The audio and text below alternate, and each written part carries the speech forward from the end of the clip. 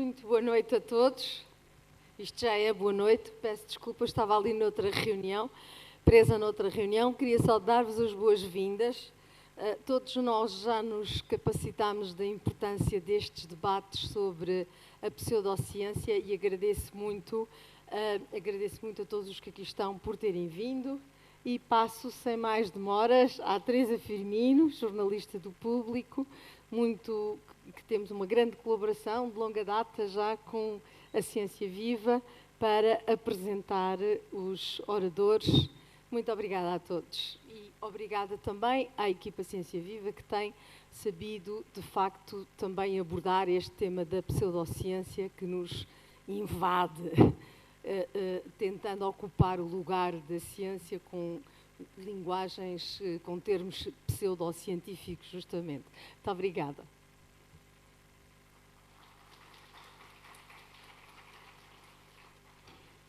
Obrigada. Olá a todos. Mais uma vez, sejam muito bem-vindos. Portanto, o que nos traz aqui hoje é um ciclo de palestras com um nome muito interessante, que se chama A Falta de Cultura Científica Paga Imposto. Já houve uma sessão anterior sobre os alimentos e a nossa hoje é sobre os cosméticos. E há muitas questões à volta dos cosméticos, se são seguros, como é que se faz a prova da sua eficácia, se há verdadeiramente uma prova de eficácia e se pode dizer que os testes são ditos científicos mesmo, ou se são ciência. Depois há muitas substâncias de que ouvimos falar todos os dias, ou basta ver um rótulo, ou basta ver publicidade e ouvimos falar do Q10 ou do ácido hialúrico. Se isso serve realmente para alguma coisa ou se no fundo serve mais para nos fazer gastar dinheiro. E quando estamos a pagar um cosmético caro, o que é que estamos de facto a pagar? Estamos a pagar o que lá contém, o que ele tem, ou se estamos a pagar, por exemplo, a embalagem, ou o marketing, a publicidade à volta dessa marca, se for uma marca conhecida. Para nos falar de tudo isto, quem temos aqui hoje é a Patrícia Pinto, que é doutorada em Química pela Universidade de Erlangen-Nuremberg, na Alemanha. Trabalhou no desenvolvimento de produtos de cosmética para a Johnson & Johnson, em França e na Alemanha, e hoje é responsável pela criação de cosméticos de marca própria numa empresa portuguesa. Depois temos Helena Ribeiro, que é doutorada em farmácia, professora de farmácia da Universidade de Lisboa e coordenadora do curso de pós-graduação e aperfeiçoamento de cosmetologia avançada. Espero que nos explique o que é isto. E, por fim, portanto, temos duas pessoas que nos trazem, numa fase inicial, a visão do que são os cosméticos, de como é que se fazem, como é que se podem aperfeiçoar. E no final, vamos ter a Diana Barbosa, que talvez vá desmontar algumas das alegações iniciais. Ela é licenciada em Biologia, comunicadora de ciência, e é presidente da Comunidade Cética Portuguesa, que também é muito conhecida pela sigla CONCEPT, que é um grupo de cidadãos que promove a divulgação da informação com base nos conhecimentos científicos atuais. E é ainda coautora do livro Não se deixe enganar. Obrigada. Patrícia?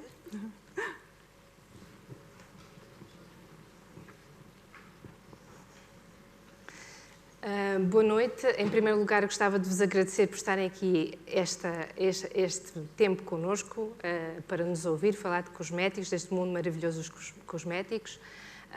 Antes de começar a apresentação que preparei para vocês, gostava de falar um bocadinho sobre mim e sobre o meu background profissional. Eu sou uma pessoa, eu sempre me conheci como uma pessoa curiosa. Alguns dizem que eu sou bastante curiosa. E acho que foi esta característica em mim que me levou a enveredar por uma atividade científica, uma carreira científica. De facto, licenciei-me na Universidade de Lisboa em Química em 1998 e doutorei-me também nesta área, em Química organometálica, na Universidade de Erlangen-Nuremberg, na Alemanha. Eu sempre tive a sorte de ter sempre projetos muito bem sucedidos, no entanto, sempre me senti muito sozinha no laboratório, com as minhas reações, com os meus Erlenmeyers e também um bocado frustrada porque nunca consegui explicar aos meus pais exatamente aquilo que fazia, ou seja, o que fazia estava muito longe de chegar à mão do público. E então foi isso que me levou a decidir integrar no mundo da indústria. Comecei em 2005 na Johnson & Johnson, onde fui chefe de projeto e trabalhei nas marcas Johnson's Baby, que nós conhecemos aqui em Portugal, Johnson's Adult, a Carefree e a OB. E já estava mais ou menos há 12 anos fora de Portugal e já era tempo de voltar, porque não há nada como o nosso país, não há nada como a nossa família, o nosso sol, a nossa comida, e tive muita sorte, porque nessa altura, em 2013, integrei a equipa das marcas próprias da Sonai, onde eu faço desenvolvimento de produto na categoria de higiene e beleza. Portanto, a Patrícia, que está aqui hoje, não vai defender nenhuma das marcas, nem a Johnson's, nem nada da Sonai, apenas vos vou falar do meu percurso, daquilo que aprendi durante o meu percurso profissional. Intitulei a minha apresentação da ideia à prateleira porque acho que seria muito interessante dar-vos a conhecer todos os passos que existem, desde que existe uma ideia, um conceito de produto, até que ele aparece efetivamente no linear, até que o consumidor vai lá e compra e critica, bem ou mal, mas é realmente um percurso muito interessante, como vocês verão. Antes de passarmos a esse processo, importa definir o conceito de produto cosmético. Portanto, um produto cosmético é qualquer substância ou mistura destinada a ser posta nas partes extremidades, nas partes externas do corpo humano, sejam elas a epiderme, o sistema piloso, capilar, as unhas ou as mucosas, com o objetivo de limpar, perfumar, modificar o aspecto, proteger, manter ou corrigir os odores corporais. Os cosméticos dividem-se em duas grandes classes. Temos os produtos de higiene corporal, também chamados de rinse-off, e fazem parte os géis de banho, os sabonetes, os shampoos, os desodorizantes, as pastas dentífricas. E depois temos os produtos de beleza, dos quais fazem parte os leave-on, os hidratantes, sejam eles corporais, faciais. Temos as loções, temos os cremes, temos os óleos, temos a maquilhagem, temos os perfumes, etc. A maioria dos cosméticos são emulsões. De facto, o que é uma emulsão? É uma mistura entre dois líquidos imexíveis, em que um deles se encontra em forma de finas partículas, que é a fase dispersa, no seio de outro líquido, que é a fase contínua, formando uma mistura estável. A fase aquosa, a polar hidrofílica, e a fase oleosa não polar, lipofílica, precisam de um agente emulsivo para aumentar a estabilidade e dar origem a uma emulsão estável e homogénea, que é isso que nós encontramos quando compramos um produto cosmético. Só vemos uma fase, mas no facto estão lá duas bem misturadinhas e com ingredientes que não as deixam que se desfaçam. Portanto, temos a fase aquosa, a fase oleosa e temos dois tipos de emulsões. Temos a water in oil, que são os mais comuns, em que a fase dispersa é o óleo e a fase contínua é a água. E depois temos Depois temos a water in oil, em que a fase dispersa é a água e a fase contínua é o óleo. Normalmente estas emulsões são mais ricas, são mais pesadas para a pele. Dadas estas primeiras noções do que são cosméticos, como se dividem e que os cosméticos são emulsões, passamos então ao processo da ideia à prateleira. Então, tudo começa pelo marketing. Temos que ter a ideia extremamente bem definida, porque quanto melhor definida estiver a ideia, maior é a probabilidade de termos um desenvolvimento com sucesso. Então, o que é que consta da definição desta ideia? Qual é que é o tipo de produto? Qual é que são as alegações que nós queremos ter? As características específicas e o PVP target. É muito importante. Por exemplo, eu coloquei aqui um creme de dia. Pronto. O tipo de produto é um creme de dia. As alegações que eu quero ter para esse produto é que hidrata a pele durante 24 horas, que tem eficácia anti-rugas e que tem um fator de proteção solar de 15. Quero uma textura moderada, ou seja, porque há texturas mais leves, texturas mais pesadas. Eu quero uma textura intermédia, Cor branca, porque é normalmente assim que os cremes são. Há outros que encontramos em menor quantidade com cor, mas nunca são bem recebidos pelo público, pelo consumidor. Uma fragrância redonda, porque podemos ter uma... O que é uma fragrância redonda? Uma fragrância redonda é uma fragrância que agrada à maioria do consumidor. Podemos ter para fragrâncias mais exquisite, em que são destinadas a um determinado target e vão ser muito menos abrangentes, portanto vai ser para um target, um público muito mais restrito. Depois, também muito importante na definição do produto, está a embalagem primária. A embalagem primária é aquela que está diretamente em contacto com o produto cosmético. Pode ser um boião, pode ser um frasco com doseador, um frasco com uma pump airless, etc. Depois também temos que definir se esse produto vai ter uma embalagem secundária, ou seja, uma caixa de cartão, e se essa caixa de cartão vai estar envolta em celofane. É muito importante aqui o papel da embalagem e da definição da embalagem, porque estas questões podem encarecer os produtos cosméticos. Quanto mais complexo a embalagem for, quanto mais sofisticada a embalagem for, mais caro será. Se tem caixa de cartão, ainda mais cara é. Se é imprimida a várias cores, mais cara é. Se é dourado, ainda mais caro. Se é prateado, também mais caro. E se depois, no fim, ainda tem o celofane, ainda mais caro é. Portanto, são todos aspectos que encarecem o produto. Passada a definição da ideia, bem assente, sabemos todos muito bem o que é que nós queremos, então é o departamento técnico que se vai reunir e que vai selecionar as matérias-primas de acordo com o objetivo, de acordo com as alegações do produto. Escolhe as matérias-primas e desenvolve a fórmula, optimiza e também vai desenvolver o processo de fabrico. A fórmula é como se nós tivéssemos uma lista de ingredientes. O processo de fabrico é mais ou menos como um modo de preparação quando temos uma receita culinária. Portanto, nesta fase temos a seleção dos ingredientes, temos os ingredientes ativos, temos os ingredientes conservantes, os hidratantes, vamos também ter a selecionar qual é que vai ser o agente emulsivo, temos de decidir a quantidade de cada ingrediente na fórmula e depois a ordem pela qual os ingredientes são colocados na mistura, o tempo de reação, as diferentes temperaturas.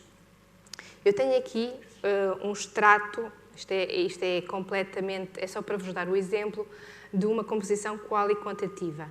Ou seja, quali porquê? Porque temos aqui discriminado quais são os ingredientes, temos a percentagem destes ingredientes na fórmula e a função de cada um na mesma fórmula.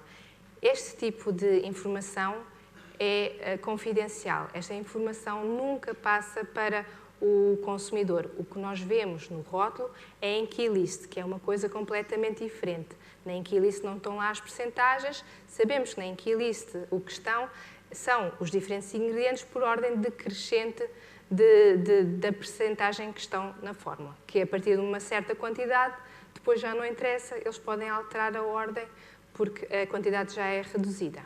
Portanto, temos a ideia, temos a fórmula. O que é que vamos fazer a seguir? Vamos testar a robustez, porque há imensos passos ainda para se fazer, há imensos testes ainda para se fazer, mas importa verificar se a nossa fórmula é estável, porque se a nossa fórmula se desfizer, ou seja, se gerar outra vez uma fase aquosa e uma fase oleosa, estamos a investir dinheiro e tempo para nada. Então, como é que nós verificamos? Temos testes de estabilidade preliminares, é um stress físico através, a fórmula é colocada numa centrifugadora e verificamos se após esse tempo de centrifugadora se há separação de fases. Outra forma de verificarmos a estabilidade preliminar é colocando a fórmula a diferentes temperaturas. A temperatura ambiente é o que nós, é a mais comum. Mas depois temos a temperatura de 2 graus e 40 graus, que no fundo vão mimicar o que pode acontecer durante o transporte, no inverno ou no verão, ou mesmo no armazenamento. Portanto, é muito importante estes ciclos de temperatura e feitos este stress físico e estes ciclos de temperatura, se a fórmula se manter coesa, então é um bom indicativo que podemos avançar. Outro teste que tem que ser feito é o Challenge Test. O que é o Challenge Test?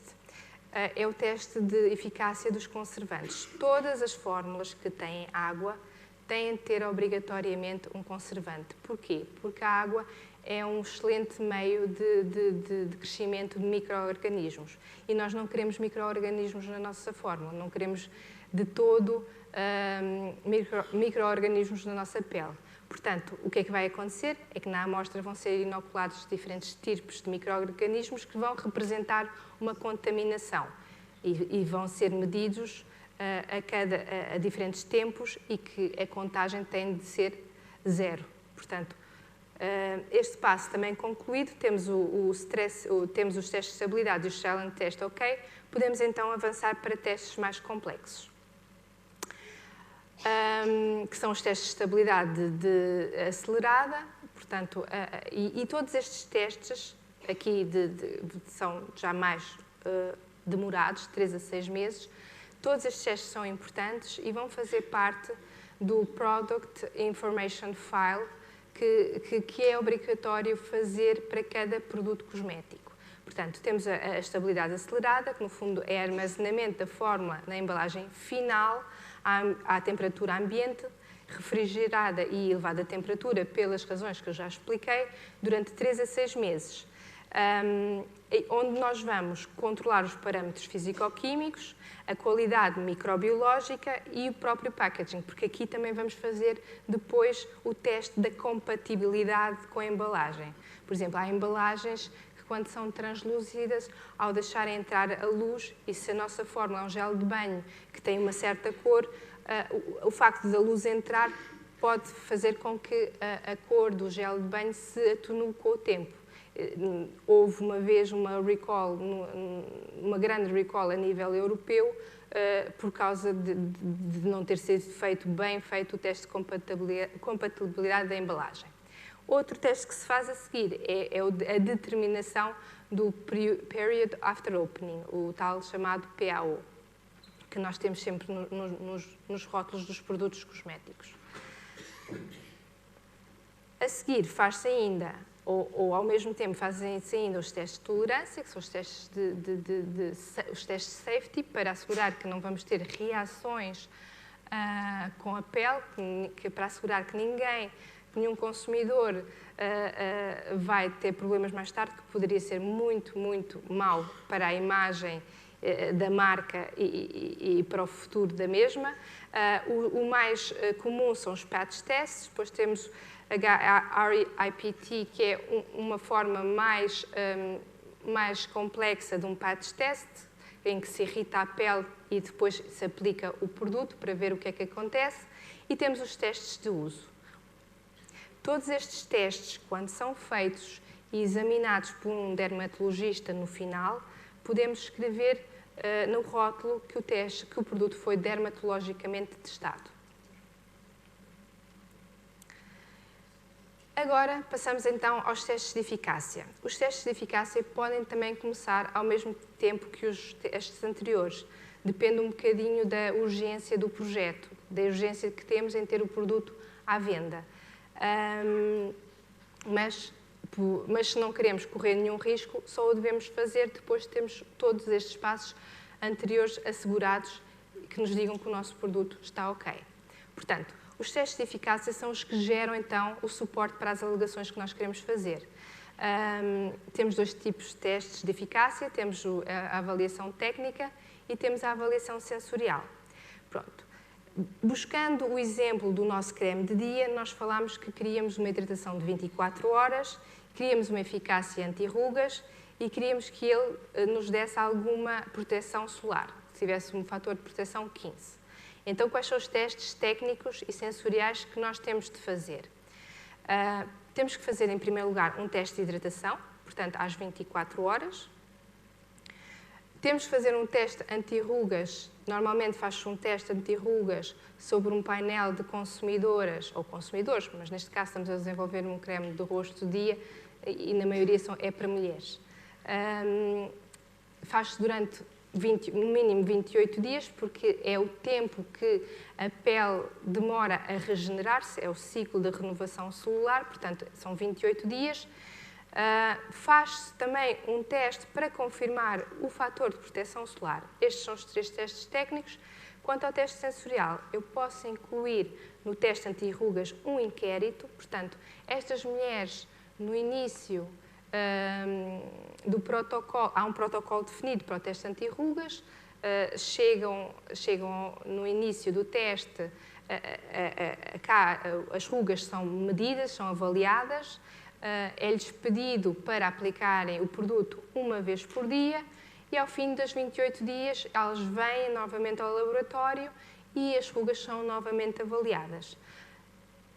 Aqui nós podemos dar-lhes um inquérito e elas podem responder sobre a eficácia percebida do produto cosmético. Portanto, é diferente. Temos a eficácia técnica, avaliada por instrumentos, e temos a eficácia percebida. É muito diferente. E muitas das empresas, muitas das marcas utilizam, na maioria, a eficácia percebida. Mas um bom produto não tem que esconder a eficácia técnica. E também, sensorialmente, podemos ter um painel independente de consumidores, em que damos o produto, não vai ser avaliado nada instrumentalmente, apenas perguntamos qual é que foi a experiência, se gosta, se não gosta, se a textura é agradável, se a fragrância também é agradável, como é que ficou a pele, como é que não ficou a pele. Portanto, é assim que nós podemos, no fundo, suportar as alegações. Findo este passo, vamos aos procedimentos regulamentares. O primeiro é a elaboração da rotulagem, depois temos o Safety Assessment Report, que é baseado nos testes de tolerância que fizemos atrás. Temos então o Product Identification File, onde nós vamos colocar todas as informações que geramos ao longo do processo de desenvolvimento de produto. Vamos pôr informações como a composição, como o processo, o Safety Assessment Report, vamos pôr os testes que fizemos, como é que suportamos as alegações. Portanto, todo este tipo de informação tem de constar do PIF e ele é obrigatório. E, finalmente, temos que notificar às autoridades europeias o nosso produto, portanto, colocamos no CPNP. Voltando ao nosso creme de dia, o que é que nós poderíamos então escrever no rótulo? Pronto, poderíamos escrever creme de rosto dia SPF 15, se o teste comprovasse efetivamente que podemos escrevê-lo, que podemos escrever anti-rugas e podemos escrever com base no teste técnico, depois podemos escrever fórmula de textura agradável, isto viria do teste sensorial, hidrata por 24 horas, resultados do teste de hidratação, deixando a sua pele macia e suave, que vêm também do sensorial. Depois poderíamos dizer, que é o que acontece no teste anti-rugas, o ensaio clínico com X mulheres, há um número variado de mulheres, o mínimo é 15 para ter uma base robusta de resultados. Estes testes, alerto que estes testes são caríssimos, portanto, não há muita gente a fazer com muitas mais. Pronto, ensaio clínico com X mulheres demonstrou a redução das rugas em 38%, em apenas 28 dias. Depois, o que é que eu posso colocar? 93% das mulheres considera que a pele ficou mais lisa. 89% das mulheres considera que a pele ficou mais hidratada. 96% das mulheres considera que a pele ficou mais bonita. Estes resultados vêm do inquérito que nós colocamos no teste de anti-rugas. Portanto, o rótulo, no fundo, vai ser construído com todos os dados que nós formos adquirindo dos resultados dos testes anteriores. O teste de hidratação, o teste anti-rugas, o teste da proteção solar, o inquérito incluído no teste anti-rugas e o painel independente. Ok? Se por acaso o nosso produto passa passa muito bem os testes de estabilidade, o PAO, o safety, mas depois chega às alegações e algumas das alegações não são suportadas pelos resultados, das duas uma, ou se adapta o rótulo aos resultados que se tem, ou então vamos outra vez para trás para reformulação. Depende do quão o marketing é permeável. Depois não há muito mais para fazer, é o Go for Production, portanto vamos fazer o scale-up da fórmula. Enquanto no laboratório temos fórmulas de 1 kg, 2 kg, depois se fazem fórmulas de uns pilotos de 15 kg para ter as amostras para os testes, aqui o industrial pode ser 1 tonelada. Temos, portanto, o scale-up da fórmula, temos o embalamento e vamos ter um controle da qualidade. Portanto, vamos verificar que está tudo ok e está tudo de acordo com aquilo que tivemos como ponto de partida. E depois acaba-se com o lançamento e fica toda a gente muito feliz. E é assim. Portanto, isto são os passos todos que acontecem no desenvolvimento de produto. Muito importante que depois de nós entregarmos o produto ao marketing, depois começam todas as atividades por parte do marketing para comunicar o produto, porque o que nós queremos é vender, não é? E aí estão iniciativas onde são também investidos muitos milhares de euros. E pronto. Obrigada. Obrigada, Patrícia. Helena Ribeiro, agora, para nos continuar sobre a falar sobre Eu tenho aqui o microfone a prender-me a gola, portanto, de vez em quando faço assim para aliviar. Bom, então, boa noite a todos, ou boa tarde. Sou Helena Margarida Ribeiro e, tal como a Patrícia, umas palavrinhas acerca de mim, para todos me conheçam antes de iniciar a minha pequenina palestra. Ora bem, eu comecei, ao contrário da Patrícia, há muitos anos, e comecei numa indústria nacional. Ainda estava na faculdade, sou farmacêutica de base, estava na faculdade e fui trabalhar para a Academia Científica de Beleza Madame Campos, não sei se alguns dos presentes se lembram.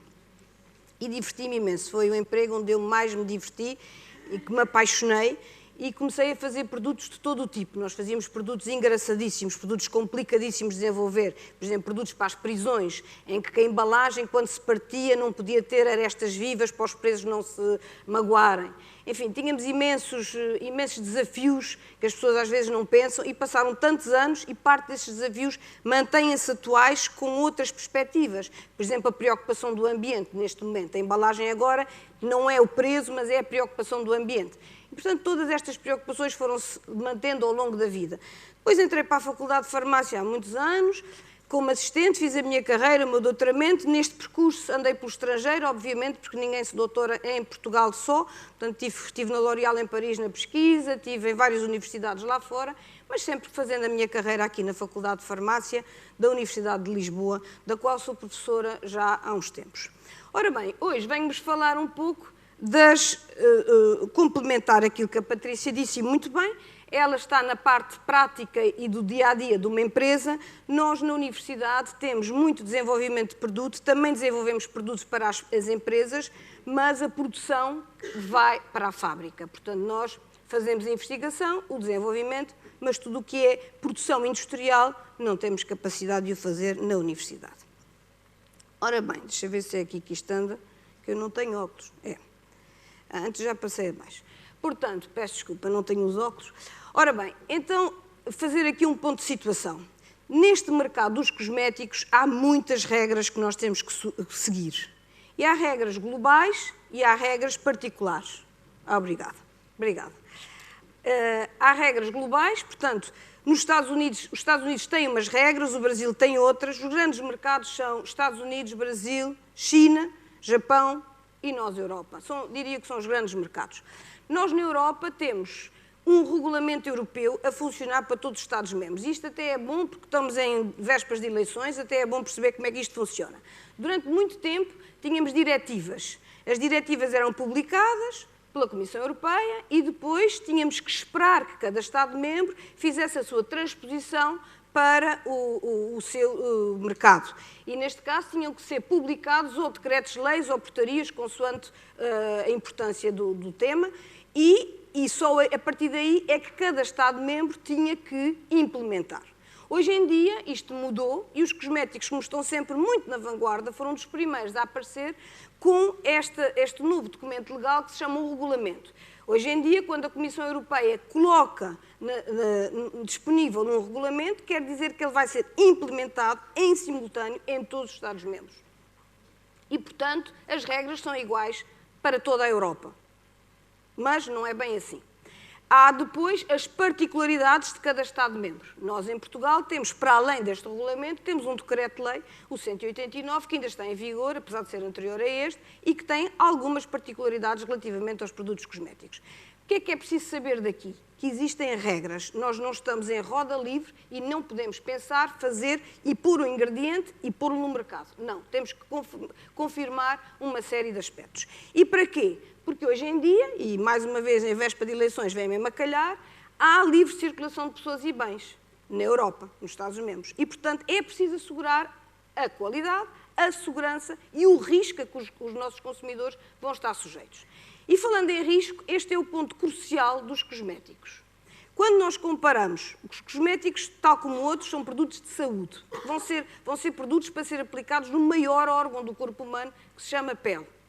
Principalmente. Depois ainda temos os pelos e as unhas e tal. Mas a pele é a maior extensão. O meu 1,5 m ainda é grande.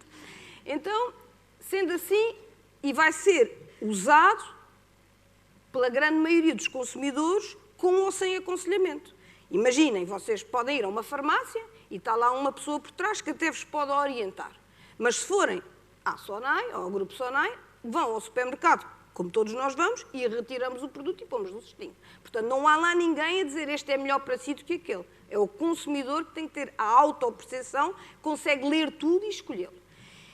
Isto porquê é que é assim? Porque estes produtos são colocados no mercado com o mínimo de risco possível.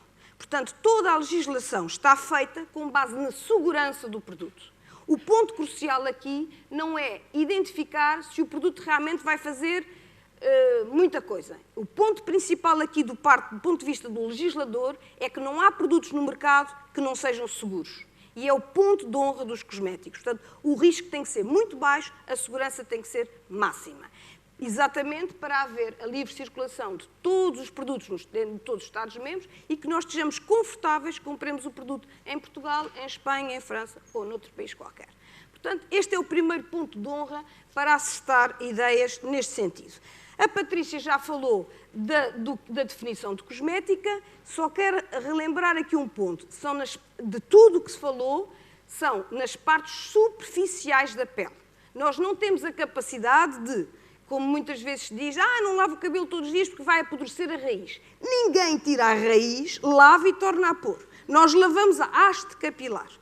Portanto, ninguém, estão a ver, quando a pessoa pensa na imagem assim, ninguém faz assim, taco e taco. Estão a perceber? Portanto, ninguém vai abrir a pele para que os produtos cheguem profundamente. Portanto, nós temos a pele, qual é a principal solução da pele?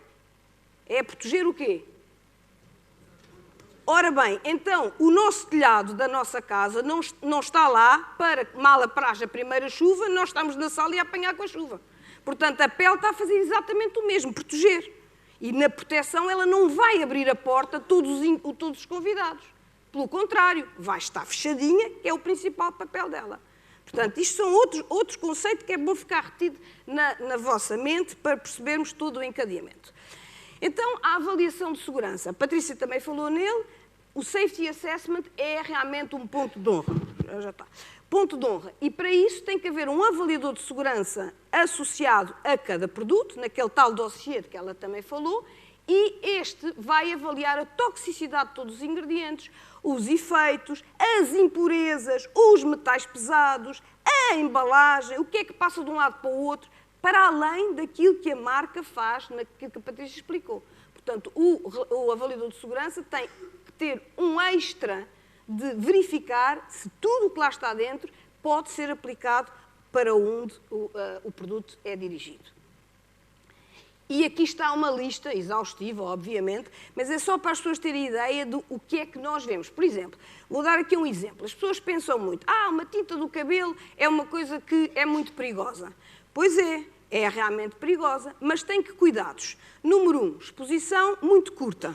E porquê é que é muito curta? É uma vez por mês, uma vez 3 em 3 semanas, uma vez de 5 em 5, enfim, depende. E feita por quem? Normalmente por profissionais, ou mesmo quando é feita em casa, tem um período de aplicação curto. Meia hora, 40 minutos. É curto. Comparado com um creme que se põe de dia, que se põe todos os dias.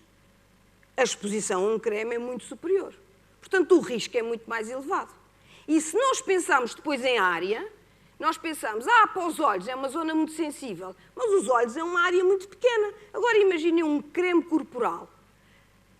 A segurança de um creme corporal tem que ser muito mais apertada do que um creme para uma região mais localizada ou com uma exposição muito mais espaçada. E tudo isto é avaliado em termos de segurança do cosmético. Não esquecer que o produto é de uso, qualquer consumidor pode levar e a premissa é que sejam seguros. Portanto, se estamos, eles têm que ser bem estudados a este nível. Portanto, as vias de absorção. Outro exemplo, que agora estamos também perto da zona do calor, parece que vem muito calor este fim de semana, já há muita malta na praia, e vamos pôr os protetores solares. Quando pomos os protetores solares agora, o ano passado houve muita moda dos sprays, dos aerossols. O que é que acontece quando nós estamos a pôr um aerossol? O avaliador de segurança não vai ver só aquilo que vai ser aplicado na pele, vai ver aquilo que o nariz também inala. Portanto, o gás propulsor que lá está, se caso haja, e se existirem partículas que são inaladas. Isso também é avaliado. Portanto, o tamanho da partícula até onde chega não é só a via principal onde ela é aplicada, mas também é a secundária. O caso de um batom também, o que nós conseguimos ingerir quando passamos os lábios. Portanto, tudo isto é avaliado e estão ali as vias de absorção. E depois calcula-se a margem de segurança e, a seguir, vai-se verificar se o produto é ou não seguro. Tudo isto tem guidelines, tudo isto tem orientações, tudo isto obriga a estudos, tudo isto obriga a uma especialização. Portanto, não é qualquer um que consegue ser avaliador de segurança e que tem, com alguma responsabilidade, estes estudos. As alegações, em julho deste ano, vai haver aí uma revolução. Porquê? Porque nós também temos regulamentação relativamente a isso, para além de toda a outra publicidade, concorrência desleal, toda essa geral que é transversal a todos os produtos, inclusive aos cosméticos. Nós temos umas especiais. Temos um regulamento já de 2013 e que este ano a Comissão Europeia resolveu, e o nosso Infarmed, a nossa autoridade que regula estes produtos, resolveu colocar mais um documento técnico que vai no fundo, vamos lá, não é realçar, é fazer mais força nos pontos que o regulamento já tinha colocado no seu texto. E deste modo, existem uma série de alegações que vão deixar de existir. O sem parabenos, sem formaldeíde, sem fetalatos, sem, não é possível. E principalmente porquê? Porque a maior parte destes produtos, destes ingredientes, chamemos-lhe assim, os ingredientes, são seguros para o uso quando adequados, quando usados adequadamente. Só que noutras condições não são. Portanto, é um ruído de fundo muito grande para o consumidor que não está elucidado. Porque as pessoas pensam assim, determinado ingrediente faz isto, isto, isto, isto. E há uma onda na net e na comunicação que diz que faz. E depois os consumidores deixam de pensar. E pensam, ok, se isto fazem tudo. Não, nem sempre é assim. Há coisas que podem fazer mal para determinados fins e para outros não. E há muitos destes ingredientes que ainda podem ser usados em determinados produtos e noutros não. Tudo depende da exposição, da zona de aplicação, da frequência, de toda a avaliação que é feita à volta do produto. Portanto, a maior parte dos 100 vai desaparecer, a maior parte dos hipoalergénicos vai desaparecer, também é um bocadinho fraudulenta essa alegação, porque nós não podemos garantir que todos os produtos não provoquem alergia, quando a alergia depende do indivíduo e não do produto, portanto, depende da nossa resposta ao produto. Portanto, isso vai desaparecer e como consumidores atentos, porque senão não estavam aqui, vão verificar que nos próximos, eu diria até ao final do ano, quando forem fazer as compras de Natal, já as rotulagens vão estar diferentes. Isto está sempre uns meses de acerto por parte das indústrias, mas as autoridades estão um bocadinho atentas e, portanto, fizeram um acordo entre elas, vão deixar escoar os produtos que estão no mercado e produto novo não pode ter estas alegações. O creme da Patrícia já não podia ter, se ela fosse lançar agora, um hipoalergénico ou um sem parabenos, porque já ia ser bloqueado, porque é um produto novo. Estamos em junho, praticamente. Portanto, são estas as regras. Os testes, já a Patrícia falou, portanto, os de laboratório, fisicoquímicos, os sensorial, de final do consumidor ou nós próprios, às vezes nós, os que estamos muito treinados, também identificamos, somos chamados o painel treinado, faço parte dos painéis treinados, já usei tanto produto que já de olhos fechados já os vejo, e depois a biometria, toda a parte da eficácia com equipamento como deve ser. Aqui trago-vos também só a talho de foice, como é que se pode provar, porque também estamos nesta época do sol, para chegar, como é que se pode provar, por exemplo, que é um protetor solar com índice X? Para se provar isto, tem que se fazer dois tipos de testes. Os testes para a radiação UVA, que são in vitro, e os testes para a radiação UVB, que são in vivo. E quando nós falamos em in vivo, em cosmética, é bom relembrar que na Europa é estritamente proibido testar produtos cosméticos em animais.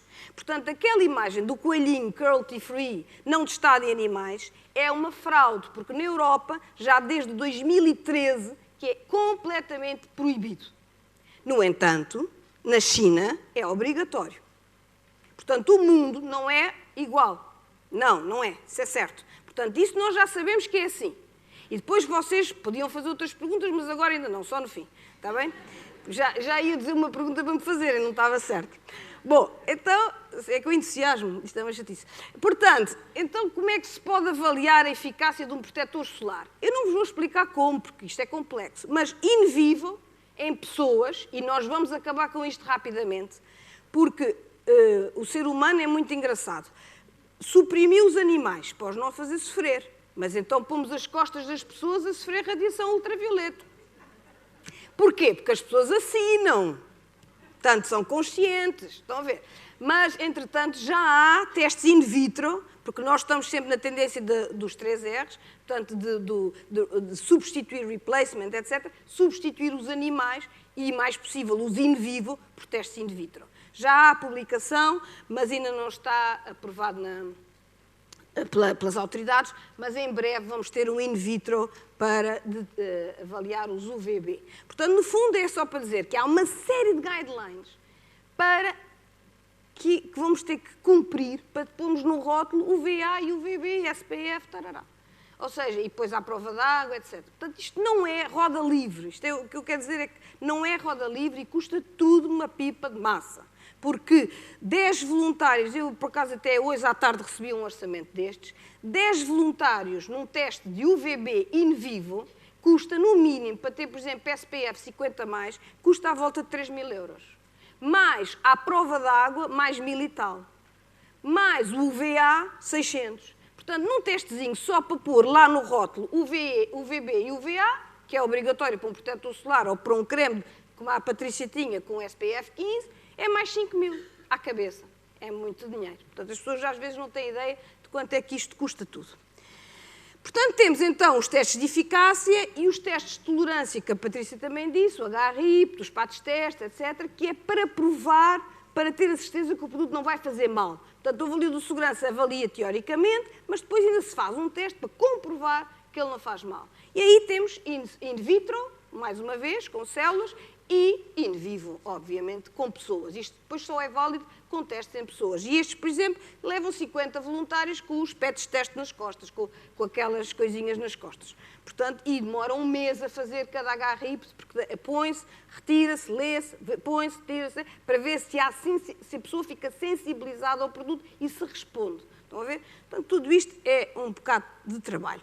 Então, podemos dizer, em resumo, que quando se vai desenvolver uma formulação, tem que se pensar sempre no regulamento e estamos a cumprir a lei, se não estamos a cumprir a lei. E, por outro lado, depois, então, os outros 2 pontos que andam sempre juntos, que é a eficácia e a segurança. Portanto, a formulação e tudo aquilo que a Patrícia disse, a estabilidade, todos esses testes são preliminares, mas sempre no intuito de cumprir a lei e depois todos os outros que vêm ao lado para que o produto tenha o seu sucesso. O produto passa por todas estas fases. No mínimo, um lançamento de um produto também demora, mínimo dos mínimos, eu não vejo nenhum com menos de 1 ano no mercado. Desde que tem, a média é 2 anos. Mas diria que 1 ano já se pode pôr o produto no mercado se a coisa for muito bem programada e se o marketing e o regulamentar e as compras e não sei o quê, ninguém fugir ali ao plano, a coisa vai. Se não, 2 anos é a média. Ops, desculpem, o que é que eu fiz aqui? Peço desculpa. E, por fim, para a Diana não ficar sem tema, porque ela diz que nos vai desmontar, para a Diana não ficar sem tema, eu deixo a pergunta de será que eles são absorvidos pela pele? Que era, no fundo, eu falei da segurança no início, falei da regulamentação e falei da função principal da pele. E pensarem, ali está uma ideia de que como é que a pele está, como é que o tecido epitelial, ali está o epitelial de lá com os corneócitos. Os corneócitos funcionam como uns tijolos que estão ligados entre si pelo cimento intracelular. E esse cimento intracelular é constituído por ceramidas, ácidos gordos, que faz a coesão daquelas células que na camada mais superficial da pele não têm capacidade de se reproduzir, porque já não têm núcleo, já são anucleadas. Portanto, desde o extrato germinativo basal, aqui se carrega, aqui. Desde o extrato germinativo basal, aqui temos as células com núcleo, com capacidade de se reproduzir, e à medida que vai do processo da queratinização, da tal renovação que ela falava, cerca de 1 mês, eles vão ascendendo à superfície e transformam-se em células anucleadas, sem capacidade de se reproduzir, para fazer a barreira, é a chamada barreira cutânea. E este envelope, é o que nos dá a nossa gabardine. E, portanto, esta gabardine vai ser impermeável à chuva. E pronto, e a pergunta fica no ar, que é para nós podermos discutir. E pronto, só vos quero agradecer. Qualquer coisinha, podem falar para o final.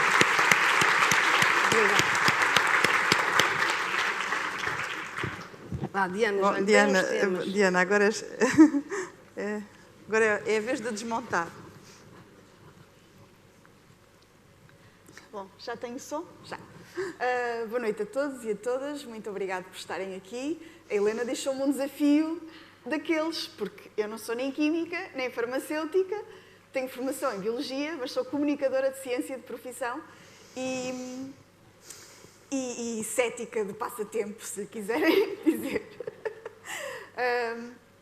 E, portanto, fui desafiada hoje para falar um bocadinho da pseudociência em torno da cosmética. Existe muita. Tentei estruturar a minha apresentação nestes 4 pontos principais. Por um lado, as alegações milagrosas que vemos por parte da indústria. Por outro lado, as chamadas de atenção para os riscos, para os perigos, para os ingredientes, para os químicos, que vemos do lado de utilizadores e de ONGs e de outros grupos. No meio disto tudo, existem alguns riscos reais que eu creio que devemos estar atentos e, por fim, algumas mensagens que gostava que levassem para casa. Bom, comecemos pelos milagres. Quiçá um dos grandes mercados da cosmética, ou pelo menos dos cremes de cosmética, são as alegações anti-rugas. E tivemos aqui uma boa explicação de como é que todo o produto é formulado e como é que é feito e como é que é testado. A ênfase muito grande na segurança e no cumprimento da regulamentação existente, mas os testes de eficácia já deixam, se calhar, um bocadinho a desejar. Eu, quando ouvi aquele número das 15 mulheres, se estivéssemos a falar de um medicamento, isto não seria sequer um ensaio piloto. Né? Um medicamento tem que ser testado em centenas, se não mesmo milhares de pessoas, para vir para o mercado. Porque um medicamento tem que ter prova de segurança e prova de eficácia. Um cosmético tem que ter prova de segurança, mas a eficácia, não estamos a fazer alegações médicas, portanto não há tanta ênfase na questão da eficácia. E, portanto, da informação que eu recolhi, das leituras que fiz, parece-me que as provas de eficácia deixam um bocadinho a desejar. E temos também a questão de se os produtos passam a barreira da pele. Por exemplo, terão com certeza memória de vários tipos de publicidade em que fala dos cremes com colagênio. O colagênio é efetivamente uma proteína muito importante na nossa pele, na forma que a pele tem, não é? E a degradação do colagênio ao longo da vida é um processo natural e que contribui para a formação de rugas. Ora, muitos dos cremes que existem à venda, ou que existiam à venda, as alegações que apareciam há uns anos eram muito fortes na questão do colagênio. A questão aqui é que não adianta aplicar cremes de colagênio na nossa pele, e aqui a Helena vai dizer se eu estou a dizer uma asneira ou não, porque ele não vai penetrar para a derme, que é onde essa proteína é necessária e para manter a forma, a estrutura, a estabilidade das células que estão na camada mais profunda da pele e que são a pele viva, não é? Não são aquela barreira de células mortas que temos na epiderme. E, portanto, aqui entramos em temas um bocadinho mais complexos de coisas que nós sabemos que são muito necessárias para a saúde da pele, para a saúde das células da pele, como sejam o colagênio, ou a vitamina C, ou o ácido hialurónico e outros tipos de produtos, mas se esses produtos chegam onde são necessários e por vezes não chegam e é preciso alterar as formulações do ponto de vista da produção, da fórmula, e encontrar produtos alternativos que consigam penetrar a barreira da pele e chegar até a derme.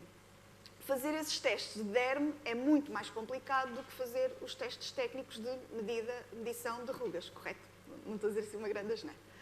Pronto. Esta é uma chamada de atenção e, como eu disse, não sou especialista desta área e, portanto, não me vou aventurar muito mais dentro deste pormenor, mas queria mostrar-vos um exemplo que achei muito caricato. Quando eu estava a preparar esta apresentação, tinha pensado para mim mesma que não ia mostrar marcas nem falar de coisas muito específicas, mas depois de andar a fazer assim um bocadinho de exploração do mercado, achei que tinha que vos mostrar isto.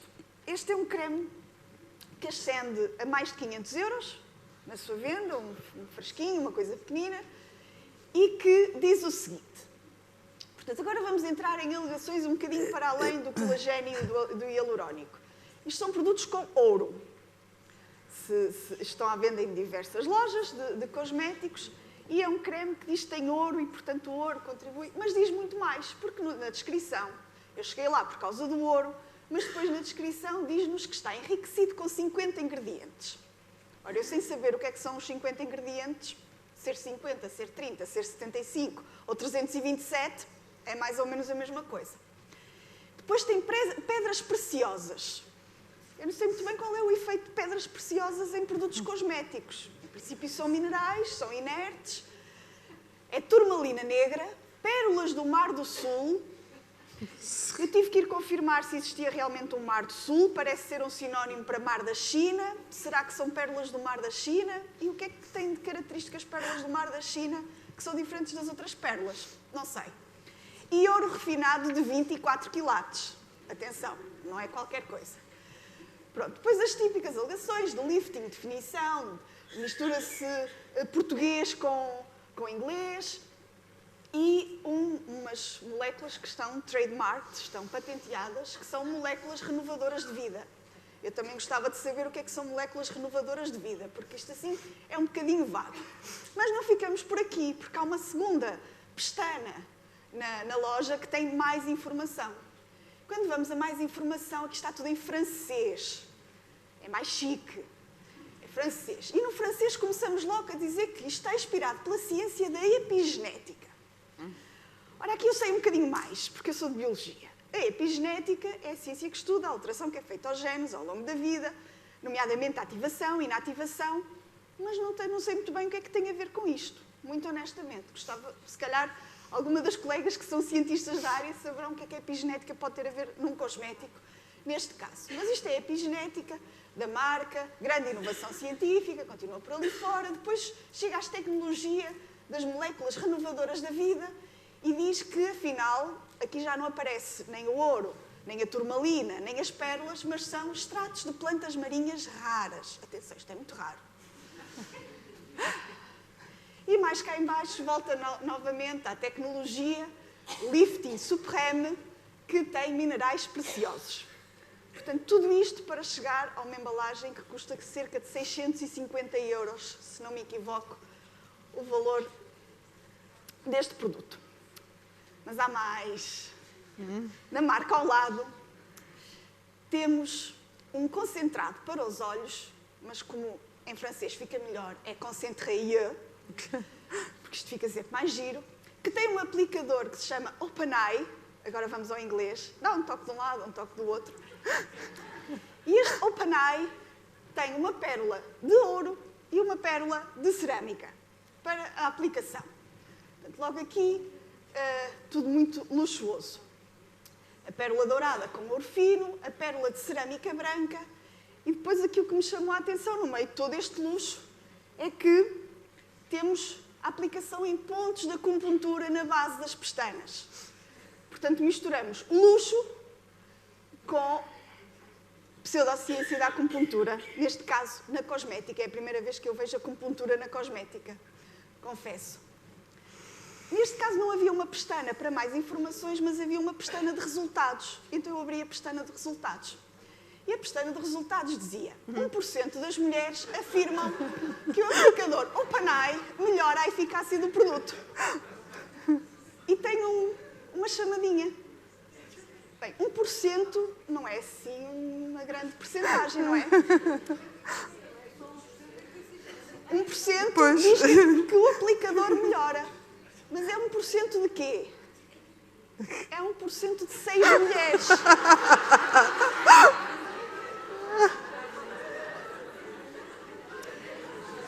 Eu não sei como é que este teste foi feito e como é que se mediu 1% de 6 pessoas. Mas 1% de 6 pessoas diz que este aplicador é mesmo fenomenal.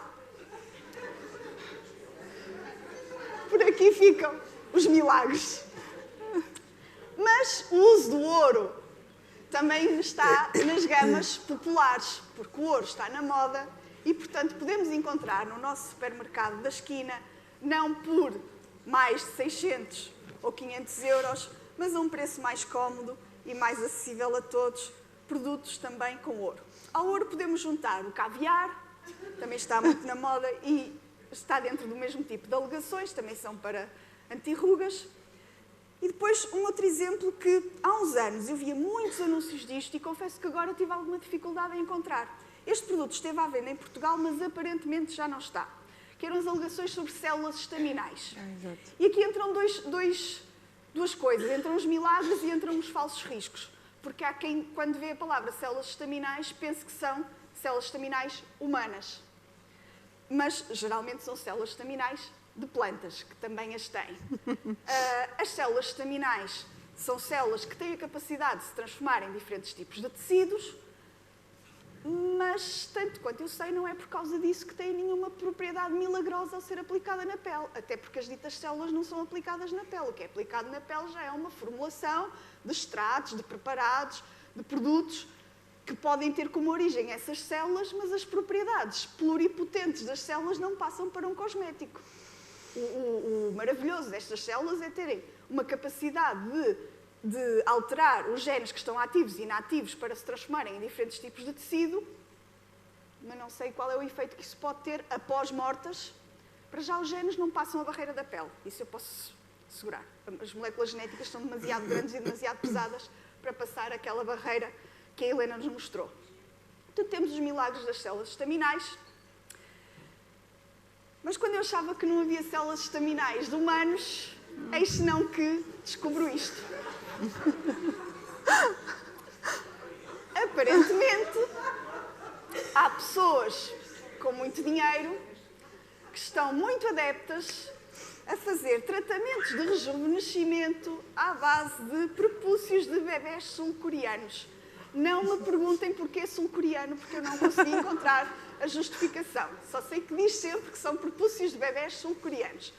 São prepúcios que são recolhidos quando os bebés são circuncisados e que depois são usados para fazer uns preparados que são aplicados com microagulhas na pele.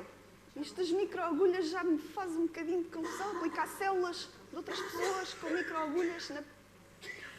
Mas, claro, isso, apesar do tratamento ser muito procurado e um dos seus mais famosos praticantes ter uma lista de espera de 2 anos, algumas marcas estão a passar isto para o mercado e para a venda direta ao consumidor, através de séries de produtos cosméticos que se podem encontrar à venda. Depois, outra questão que vem do nosso último encontro, mas que passa para aqui também, é a questão do detox. Porque o detox também chegou aos cosméticos. Se estava na alimentação, também tinha que chegar aos cosméticos. E, portanto, agora temos uma série de produtos que também são detox, que também desintoxicam a nossa pele, e, em particular, os produtos à base de carvão. E também, neste caso, tal como a Helena muito bem explicou, não há nenhum produto que entre na nossa pele e faça limpeza profunda da pele, tal como não mexe na raiz do cabelo, também não vai entrar na pele. E as alegações que são feitas nestes produtos de carvão é que fazem efetivamente isso. E a ação que o produto tem é um produto de limpeza superficial e, como tem carvão, é um bocadinho mais abrasivo, não é?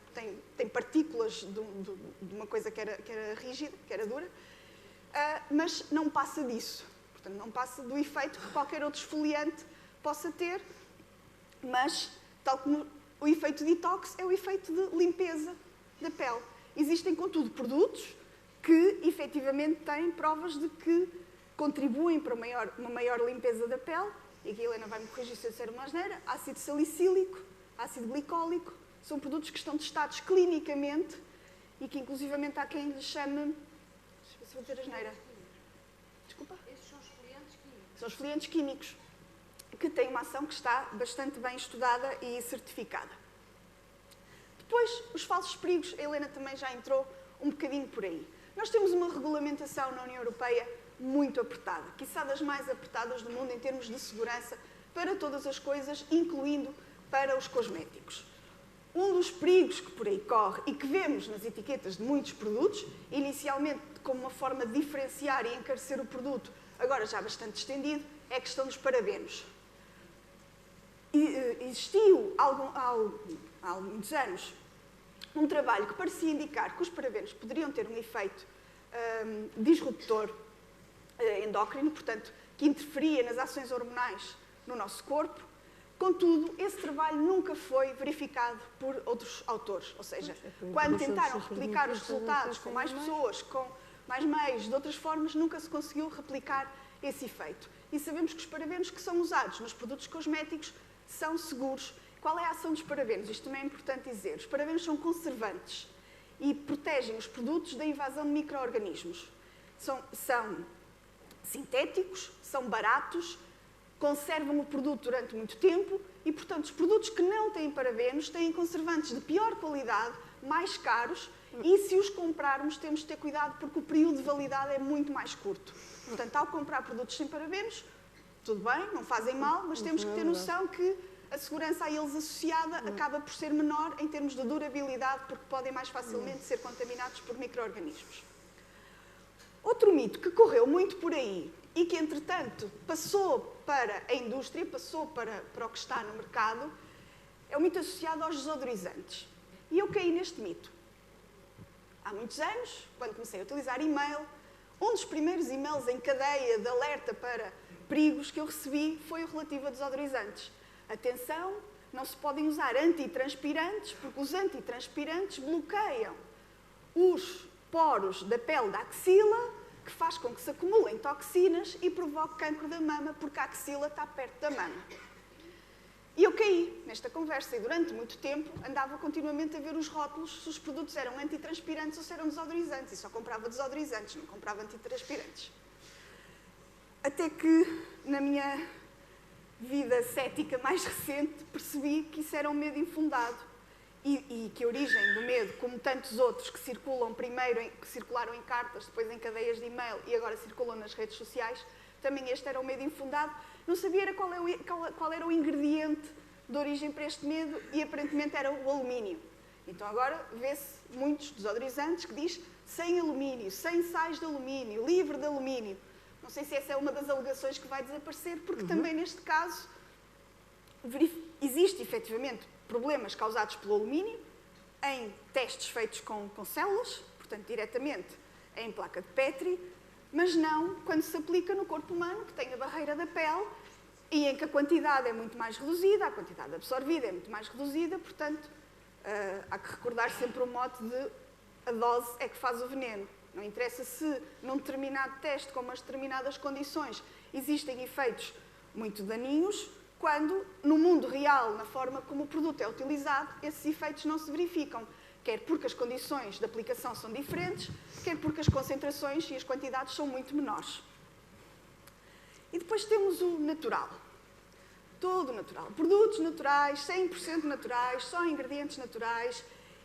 Esta coleção também é 0% parabenos, 0% de tudo e, voltamos à alimentação, 0% de glúten. Isto são shampoos sem glúten. O glúten é uma proteína, uma molécula grande, pesada, que não passa na pele. Mesmo que a pessoa seja celíaca e efetivamente tenha um problema de saúde relacionado com glúten, pode perfeitamente lavar o cabelo com glúten, porque aquilo não passa, não é ingerido, não passa para o interior do corpo. E até não sei até que ponto há muitos shampoos que tenham glúten, porque o glúten vem efetivamente de extratos de umas plantas muito específicas, de trigo Mas pronto, tem toda uma coleção de shampoos sem glúten, esta será uma de muitas, com certeza. Por fim, aqui não me vou alongar, porque a Helena já explicou muito bem, nenhum produto à venda na União Europeia foi testado em animais, nem sequer pode ter sido testado noutros países e depois importado para cá, nem nenhum ingrediente testado noutros países e depois importado para cá. O regulamento é completamente blindado e não se vendem produtos em Portugal que tenham sido testados em animais, nem ingredientes desses produtos. Portanto, todas as etiquetazinhas com o coelhinho do não testado em animais é puro marketing para atrair um certo segmento de consumidores, com um price tag associado, com um extra no pagamento, mas não significa nada porque nenhum deles foi testado em animais. Mas depois vamos então ao volte-face, aos riscos reais que nós podemos encontrar. E um dos riscos reais que podem existir quando compramos cosméticos é se os comprarmos num local onde não é suposto comprar cosméticos. Eu não consegui comprovar se em Portugal isto é muito prevalente, mas em Espanha é. Em lojas chinesas que vendem, são lojas que estão autorizadas para venda de roupa, mas vendem produtos cosméticos. E vendem produtos cosméticos que não cumprem a legislação da União Europeia, nomeadamente o que diz respeito ao rótulo. Não tem nenhuma informação da língua do país onde está a ser vendido. Portanto, o cliente não tem acesso à informação que lhe é devida e que é obrigatória.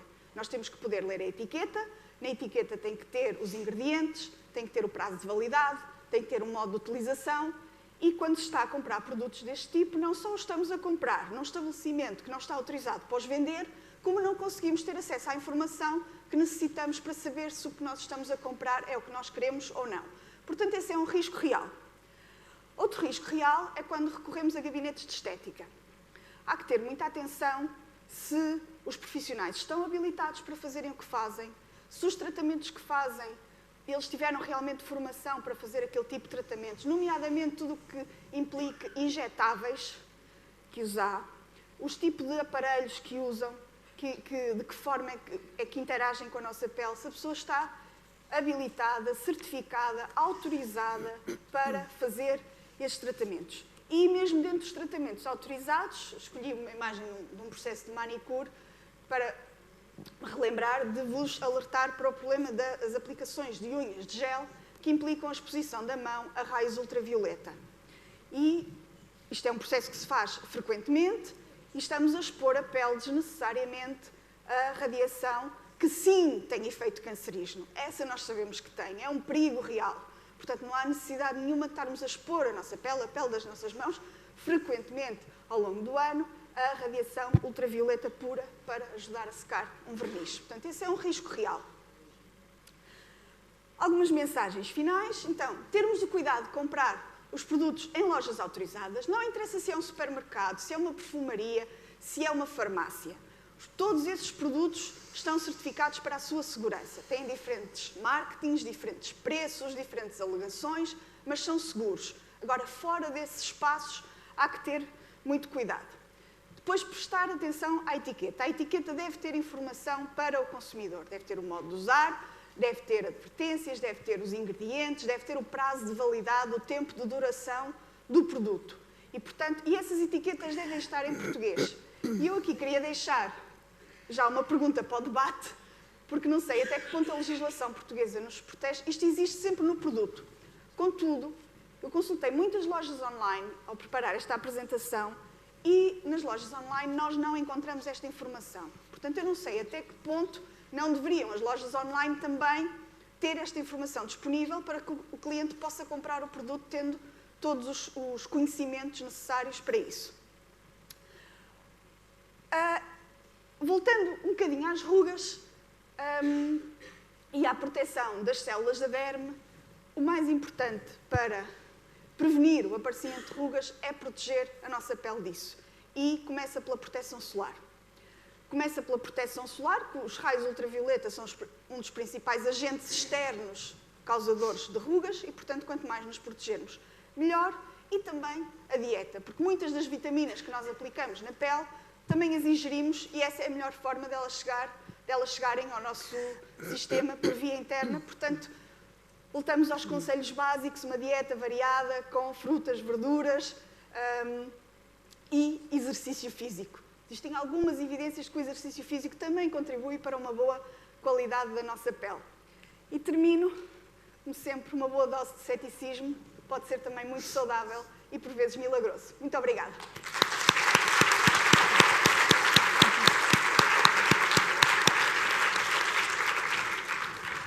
Diana, obrigada.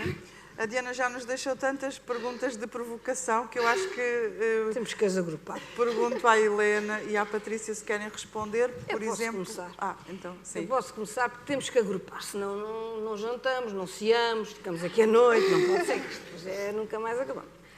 Ora bem, vamos lá organizar o que a Diana disse muito bem, foi muito acutilante e teve aqui imensa graça, mas vamos agora desmembrar a Diana. Desmembrar a Diana, não. Tirar aqui as peças. Ora bem, vamos lá pensar aqui todos. Diana, o que é que... Vamos começar. Vai lá ver. O que é que nós aplicamos na pele? É o ingrediente ou é o produto? É o produto. Muito bem. Então vamos passar isto para a culinária, que assim toda a gente me acompanha. Quando nós comemos um bolo de chocolate, pensamos comprar um bolo branco com um bocadinho de chocolate, uma pepita, ou pensamos comer um bolo castanho, bom, suculento, a ver-se o chocolate? Muito chocolate. Muito bem. Então, por cima, por fora, por dentro. Então, já estou a perceber onde é que eu quero chegar. Estas alegações de marketing são alegações de marketing, também é uma ciência, do qual eu muitas vezes colido, mas é uma ciência, eu tiro-lhes o chapéu como é que eles fazem esses romances, mas, na realidade, o que é testado é o produto. É o produto total, sim. As tais texturas que a Patrícia falou, o facto do produto, na sua composição, o seu todo, ser algo que a pele necessite. Agora, o consumidor gosta de ouvir aquilo. O consumidor, por causa dos blogs, das redes sociais, da comunicação, e desculpem, gosta, ele transmite-vos isto. E, portanto, as pessoas, um creme com emoliente, hidratante, que tem o efeito X, sem uma pepita de qualquer coisa, não vende. E, portanto, este conjunto todo, a sociedade é um conjunto de forças. E esta é mais uma. Portanto, o marketing aproveita-se um pouco eu não digo que seja a falta de cultura, porque o consumidor gosta daquilo. O consumidor gosta de comprar aquilo e de aplicar um produto com a embalagem tal dourada, com não sei o quê, que fica logo, estou muito melhor. Portanto, esta ideia psicológica também é avaliada, nós não falamos aqui, mas é bom saber que a aplicação e o uso destes produtos, os produtos cosméticos têm fundamentalmente meia dúzia de ações que são importantíssimas. E são importantíssimas para a nossa vida social, por exemplo, no caso da limpeza. Nós precisamos estar limpos para não propagarmos doenças. Por exemplo, o que aconteceu agora em Moçambique, a falta de limpeza deu um surto de cólera. Portanto, é necessário estarmos com algumas medidas de higiene para evitar a propagação de doenças. Portanto, aqui, os produtos de higiene são fundamentais. Lavar os dentes, fundamental para prevenir o aparecimento de cáries. Portanto, o cosmético serve também como preventivo de determinadas doenças. Higiene, ponto. Depois passamos, mas claro, só aqui um ponto. Ninguém vai lavar a cara ou o cabelo com aqueles da loiça, ou com o skip, ou outros assim, porque não são adequados para o nosso substrato. Portanto, o produto de higiene é adequado ao substrato onde é aplicado. Muito bem. Primeira parte. E, portanto, a segunda parte, qual é a outra ação fundamental do cosmético? A hidratação. Uma pele limpa, bem hidratada, é meio caminho andado para não ter rugas tão cedo. Paralelamente a isto, o que é que precisa? De se proteger. E a proteção passa por proteção solar. Mas se nós quiséssemos desmembrar adiante, íamos ao ambiente. Não sei se sabem que, vocês agora pensem, vão aí à praia e vão ver as pessoas a tomar banho e à volta de nós ficam... Parece que o petroleiro derramou. Mas o petroleiro são as pessoas. E agora vamos pensar todos alto, porque isto nunca mais acaba, por isso é que eu estou a dizer que temos que agrupar. Vamos pensar todos alto. E esse produto vai para onde? Fica no ambiente. O que é que acontece? O Havaí já está a proibir o metoxicinamato, que é um filtro solar muito conhecido dos UVB. A Califórnia já proibiu o nananã. E já estamos na fase seguinte, que é pode-nos fazer bem, mas se não faz bem à planta, à alga, à marinha, ao coral, então temos que proibir a montante. Estão a ver? Isto nunca mais acaba. Por isso é que nós temos que fazer alguma ordem no nosso raciocínio, mas isto não acaba. Percebem? É mesmo assim. Pronto, portanto, esta parte de o marketing, o exagero, as pepitas de ouro ou de outra coisa qualquer, entendam que é uma chamada de atenção para os consumidores, o que interessa é o produto. Aquilo que a pessoa aplica na pele é que é fundamental. E isso é, sem dúvida nenhuma, fundamental. Depois havia ali, o que é que havia ali mais que eu tinha que saber explicar? Os ingredientes. Não, se aqueles ácidos que eu falei, se realmente são bons para limpar a pele. Salicílico, ácido glicólico. É assim, vamos pensar todos. Nós temos que limpar. Limpar significa o quê? Retirar as impurezas, não é retirar o que cá temos. Ou seja, nós, se queremos ter um anti-envelhecimento, temos uma ruga. Pronto. Se queremos diminuir a profundidade da ruga, podemos, como na parede, podemos retirar as camadas superficiais. E a ruga vai ficando, em vez de ficar assim, fica só assim. Visivelmente fica mais atenuado. Só que ficamos também sem a nossa barreira. Não está aqui ninguém, isto é posso dizer assim umas coisas. A Lilica Nessas, quando fez aquela exfoliação química, deixou de poder apanhar sol, porque deixou de ter a barreira superficial. Ficou com menos pele. Proteção. Portanto, eles podem ser usados, mas com cautela. Se nós usamos todos os dias, ficamos com a pele fininha. Os reis, antigamente, quando punham, lembras do Luís XIV, da Rainha Isabel da Inglaterra, que usavam aquela maquilhagem branca. Aquilo tinha muito chumbo, tinha vinagre. O que é que acontecia? E o vinagre são ácidos deste tipo. O que é que acontece? Retiravam as camadas superficiais, eles morriam intoxicados, com a pele finíssima, sem rugas. Helena, obrigada. Vamos só deixar a Patrícia responder muito rapidamente para tentarmos ouvir as perguntas que as muitas, espero eu, que tenham. Do meu ponto de vista, e em todos os projetos que eu trabalhei, o que nós fazemos é sempre testar o produto final e nunca o ingrediente, porque o que nós vamos buscar, quando desenvolvemos o produto, nós vamos buscar ingredientes diferentes, diferenciadores e depois temos a especificação também de quem os desenvolve da atividade que eles têm. Mas não os usamos sozinhos. A atividade vai depender da matriz onde esses ingredientes estão.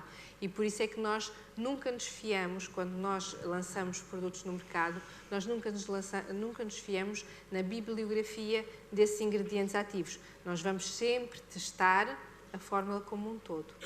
Portanto, e aí construímos as nossas alegações. A questão que eu tinha mesmo que não consegui encontrar, de as lojas online não terem a mesma informação que nós encontramos na embalagem. Não têm os ingredientes, não têm, às vezes, o modo de utilização. Portanto, quando compramos numa loja online, não estamos a ter o acesso à informação que temos quando vamos efetivamente à loja e podemos pegar na embalagem e ver a informação que está lá. Não existe essa obrigação, então. Existe. É uma das limitações que temos e que precisamos de corrigir. Sim, ok. Obrigada. É obrigatório, por lei. Passamos para as perguntas.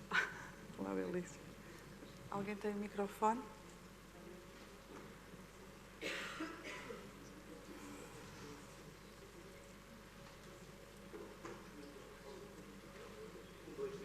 Não. Pode falar alto, a gente ouve daqui. Penso que para o streaming é melhor não. Obrigada. Obrigada. Boa noite. Era uma questão que é uma coisa que eu costumo reparar na maioria dos produtos de tratamento e assim, nunca se vê uma data de execução do fabrico ou uma data de validade. O que aparece normalmente é que depois de aberto dura um mês ou um ano, mas se aquilo tiver 20 anos a gente não sabe, porque não tem indicação de datas normalmente. Obrigada.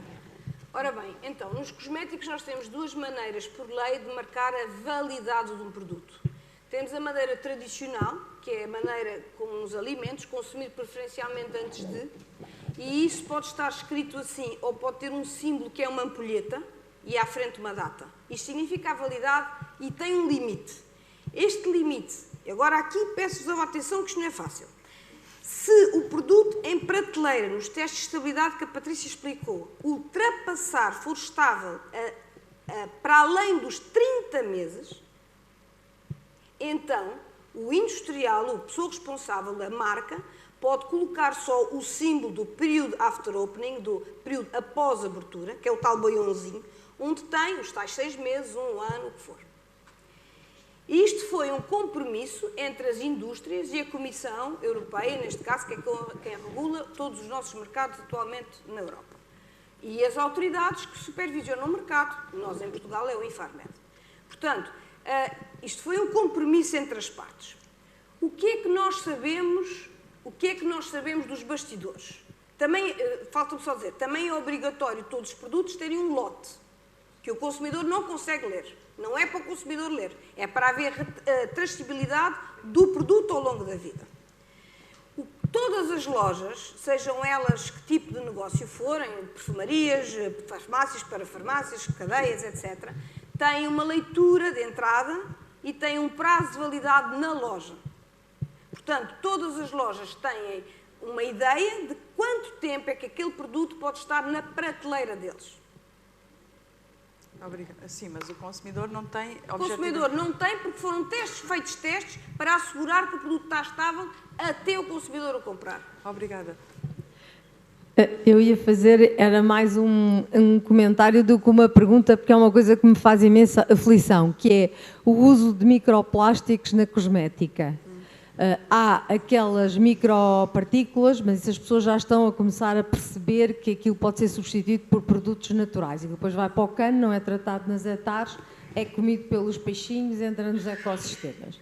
Mas para além disso, descobri uma coisa ainda mais sinistra, que é que muitos cremes solares e muitos cosméticos, por exemplo, pó de arroz, têm nylon moído. Portanto, eu fui comprar... De repente resolvi comprar um pó e vi que aquilo tinha um nylon não sei quantos, que eu depois fui ver na internet, é o nylon com que se faz os revestimentos dos fios elétricos, que é um bom isolante.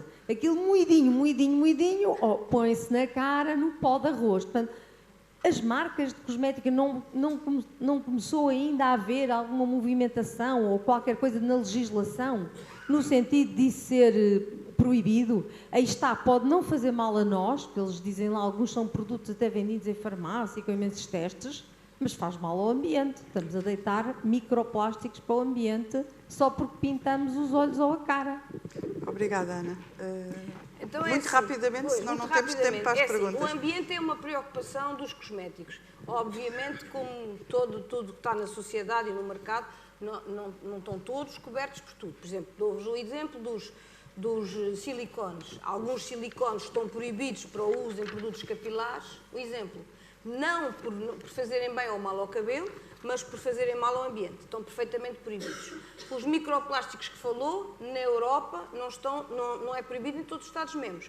Só que a preocupação veio dos Estados Unidos, ainda no tempo do Obama. Ele, em 2015, salvo erro, lançou a primeira Federal Law, e a partir daí todos os mercados conscientes deixaram de os usar e estão a substituir por caroço de pêssego, pedra-pomes, etc.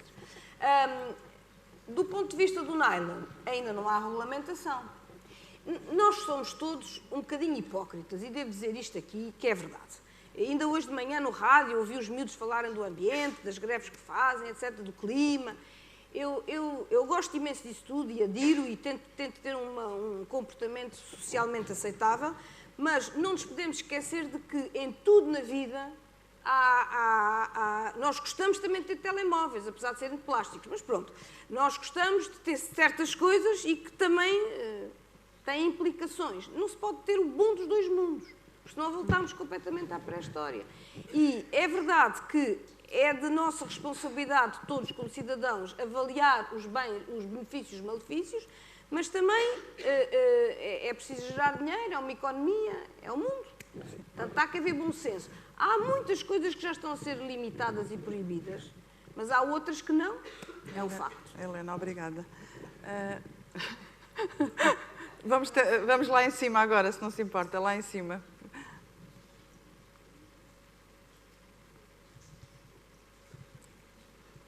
Peço é só que sejamos rápidos. Estou, sim.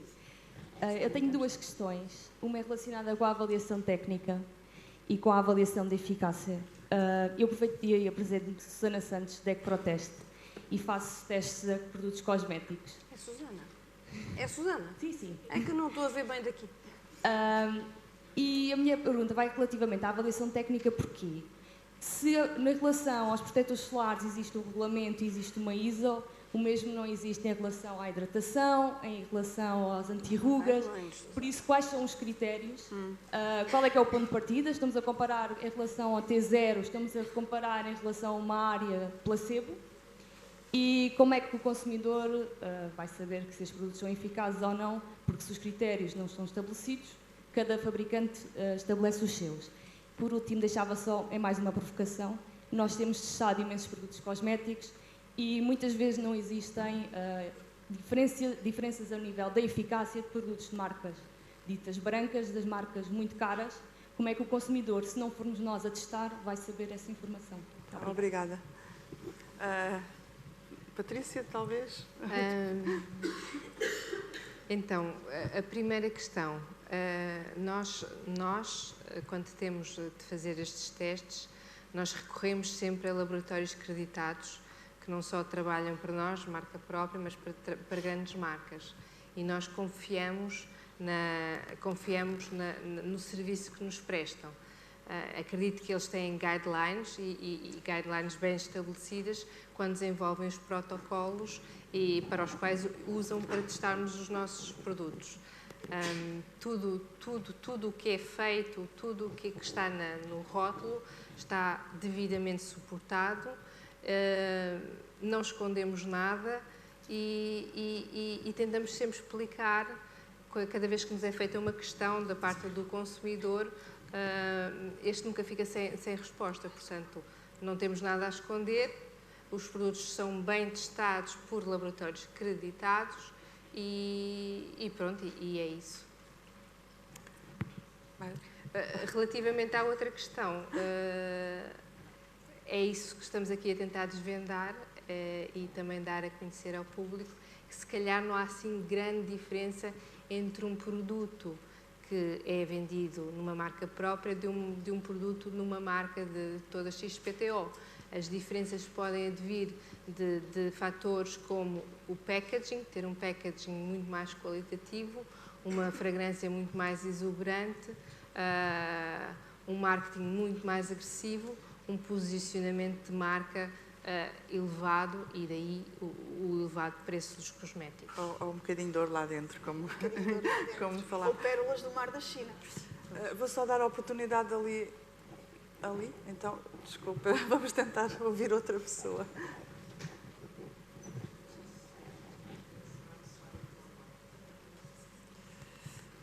A minha questão é relacionada com os índices de proteção solar, porque existem vários índices de proteção e da sua eficácia, porque hoje em dia, como sabem, está a ser posta a proteção solar, não é? em causa, porque até que ponto ela não inibe a absorção da vitamina D. Porque, por exemplo, eu tenho uma filha de uns amigos que vivem em Inglaterra e que o médico a manda de férias para Portugal durante mais tempo para apanhar bastante sol, porque ela tem falta de vitamina D. E, portanto, até que ponto não vamos passar por uma fase como passámos com o flúor, não é? Andámos a dar flúor aos nossos filhos e agora, meu Deus, é proibido outra vez dar flúor, porque afinal é um veneno e faz especiamento. O que é que vai acontecer? Devemos apanhar realmente devemos proteger-nos do sol de outras formas ou aplicar todos os dias um protetor solar? Não sei até que ponto isto não será também uma moda. A outra pergunta era só relativamente ao óleo de coco. Sendo um hidratante natural de coco, até que ponto nunca ouvi aí referido e que tem tão bons resultados? Obrigada. Helena? Relativamente aos protetores solares, a pergunta é de bom senso, a resposta é de bom senso, obviamente. Num país como o nosso, obviamente que nós devemos proteger-nos alguma coisa do sol, porque o sol aqui está muito forte, estamos muito próximos, temos muitos meses de sol para o nosso bem-estar e é gratuito, mas obviamente que em demasia vai danificar a pele, portanto vai provocar danos a nível da pele. Em países que não apanham tanto sol, lógico, as pessoas são deficitárias. Agora, a exposição exagerada, e nós, quer dizer, muitas vezes apanhamos sol, vamos andar nas pernas, nos braços. O nosso sol português, aqui, se estivermos de manga curta e sem, no meu caso, por exemplo, sem meias, apanhar o sol chega-me bem para a minha vitamina D. Agora, em países, e não, isso não significa que eu na cara não ponho um protetor 50, mais. Agora, em países que têm menos sol, obviamente que o sol está deficitário e é bom que apanhe sol ou que tome suplementos. Muito bem, essa parte está óbvia, é um bocadinho bom senso, é gerir as expectativas, é saber o que é que se está a apanhar e também ter a noção que há zonas do corpo que podem apanhar sol e não são essas que vão ficar mais fotoenvelhecidas. Relativamente ao óleo de coco, eu não percebi bem a sua pergunta. É um hidratante bom, azeite também é. Se quiser mais exemplos naturais, também há. Agora, o óleo de coco para nós, malta que está na indústria, é péssimo, porque tem um ponto de fusão muito baixo e significa que ele é sólido no inverno e líquido no verão. Portanto, é horrível para fazer produtos. Mudam de viscosidade de verão para o inverno. O consumidor não gosta disso. Talvez aqui possa eu dar uma pitada. A percepção que eu tenho do que tenho visto ao longo dos últimos anos neste tipo de alegações de cosmética e de saúde é que o óleo de coco é mais uma moda como de outros alimentos e de outros produtos ditos naturais, porque esta palavra também tem muito que se lhe diga, como foi o aloé há uns anos. Não é? Há uns anos tínhamos lojas de aloé por todo lado e o aloé era bom para tudo, e para a pele, e para a saúde, e para ingerir, e para lavar. Agora é o óleo de coco. Há pessoas a vender pacotinhos de óleo de coco para lavar os dentes. E isso creio que não é de todo recomendado. E, portanto, é mais uma dessas modas de um produto que é tido como milagroso e que, portanto, vamos vender a toda a gente, vamos vender para tudo, para todas, faz bem à saúde. Não faz. E não me parece que seja assim tão bom como é vendido. Mais ali? Desculpe. Se não conseguimos responder a todas, depois no intervalo... Exato. É a última pergunta, então. Depois passamos para o próximo orador.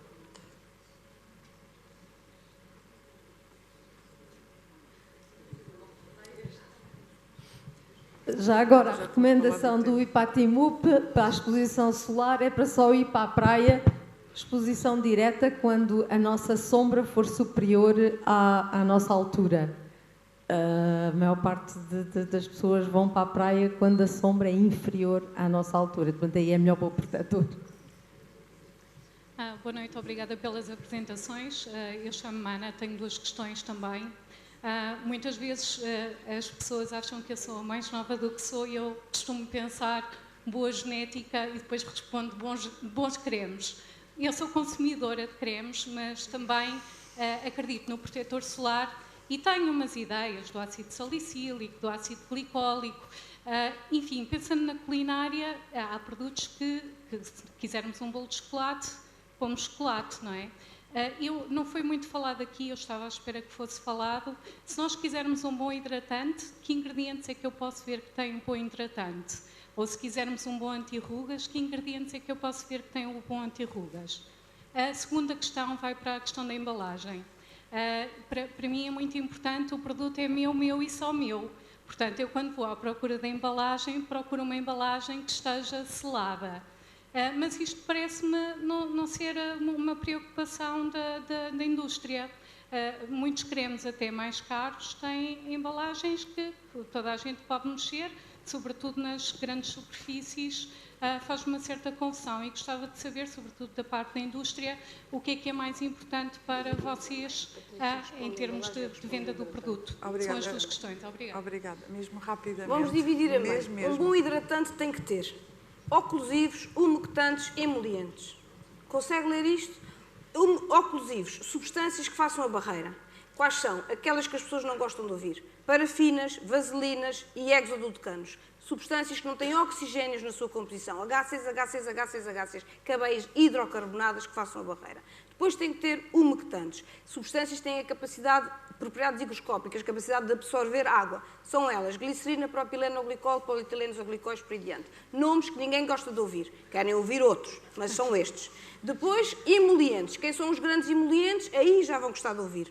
Os óleos vegetais de uma grande força. O óleo de amêndoas doces, o azeite e depois, por exemplo, o óleo de germe de trigo. Depois temos todos os ésteres, os deciloleates, os caprilatos que apareceram aqui, os triglicéridos, as manteigas, manteiga de karité, não me lembro de todas. Portanto, mas é assim, um bom hidratante tem que ter um oclusivo, emolientes e umectantes. Sem estes 3 ingredientes, não tem uma textura como deve ser.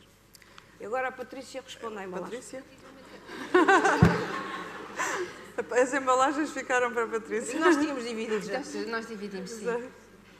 Relativamente às embalagens, é uma grande preocupação nossa quando o consumidor em casa abre o produto que este não tenha sido mexido por mais ninguém. Agora, é nossa preocupação de oferecer uma embalagem intacta ao consumidor. No entanto, o que acontece é que todos estes pormenores na embalagem acrescem ao preço do produto final. E talvez algumas marcas não queiram comprometer, pagando aqui mais algum dinheiro para tirar do outro lado qualquer. Nós procuramos não fazê-lo. É isso. Muito obrigada às 3. Não, li uma pergunta, está desde o princípio, não sei. Desculpe, podem falar depois. É porque temos que passar ao último temos que passar ao último orador, que podem falar depois a seguir. Passo a apresentar, é o João Monteiro, é licenciado em Biologia, é doutorando em História da Ciência e vice-presidente da Comunidade Cética Portuguesa, a CONCEPT, e também coautor do livro Não se deixem enganar. Boa noite a todos. Já é a segunda vez neste evento que subo ao palco. Estive cá há 2 semanas a falar da alimentação, dos custos da alimentação. Hoje venho falar de alguns custos relacionados com o tema que nos trouxe aqui hoje, com os cosméticos. Peço desculpa. Ao contrário da alimentação, nós não dependemos dos cosméticos para sobreviver. No entanto, gostamos deles. Gostamos deles porque já foram aqui dadas as várias razões. Estão relacionados com a nossa higiene, fazem-nos sentir bem, gostamos de nos arranjar, seja para si, seja no dia-a-dia. Pessoas como eu são vaidosas, portanto, os cosméticos dão-nos jeito. E podemos encontrá-los em vários sítios. Podemos encontrá-los nas farmácias, podemos encontrá-los nos centros comerciais, supermercados, podemos encontrá-los em lojas especializadas e podemos encomendá-los na internet. A procura e a oferta que existe em torno deste mercado tem levado à inovação. As pessoas querem produtos novos e que vão em conta as suas expectativas, os seus desejos e as suas preocupações. Uma reportagem do Público, deste ano, 12 de abril, tinha este título: será o futuro da cosmética vegan e cruelty-free? Ou seja, cruelty-free é relacionado com experiências animais. Ou seja, se no futuro da cosmética vamos deixar de fazer testes em animais, e esta pergunta já foi parcialmente respondida aqui, ou melhor, respondida aqui, eu queria dar só um acrescento, ou se passa pelo veganismo. O porque o veganismo não está só associado à alimentação, está associado a um estilo de vida completo e que passa também pela cosmética. Nesta entrevista, nesta reportagem, falava do Eurobarómetro de 2015, em que 59% dos consumidores diziam que estavam dispostos a pagar mais para obter cosméticos não testados em animais. Só que também uma grande percentagem desses consumidores diziam que tinham dificuldade em distinguir esses produtos. Então, os produtos não testados em animais, os cruelty free, como já disse, são não testados em animais, como também oradoras antes de mim já disseram, já não são vendidos na União Europeia. E eu reforço também um dos retos que já foram feitos. Estamos aproximados das eleições europeias. Se as pessoas às vezes perguntam, mas isso da Europa não nos interessa muito, interessa-nos. Também se perguntam o que é que a União Europeia uma vez fez por nós. Fez muita coisa, paz, contribuiu para a paz, contribuiu para a preservação do ambiente através de legislação, para o nosso bem-estar e para a nossa segurança, seja alimentar, seja através da cosmética, como também já foram dados vários exemplos aqui. Portanto, a União Europeia é importante para nós devemos preservá-la, devemos mimá-la, devemos lutar por ela e depois votem quem quiserem.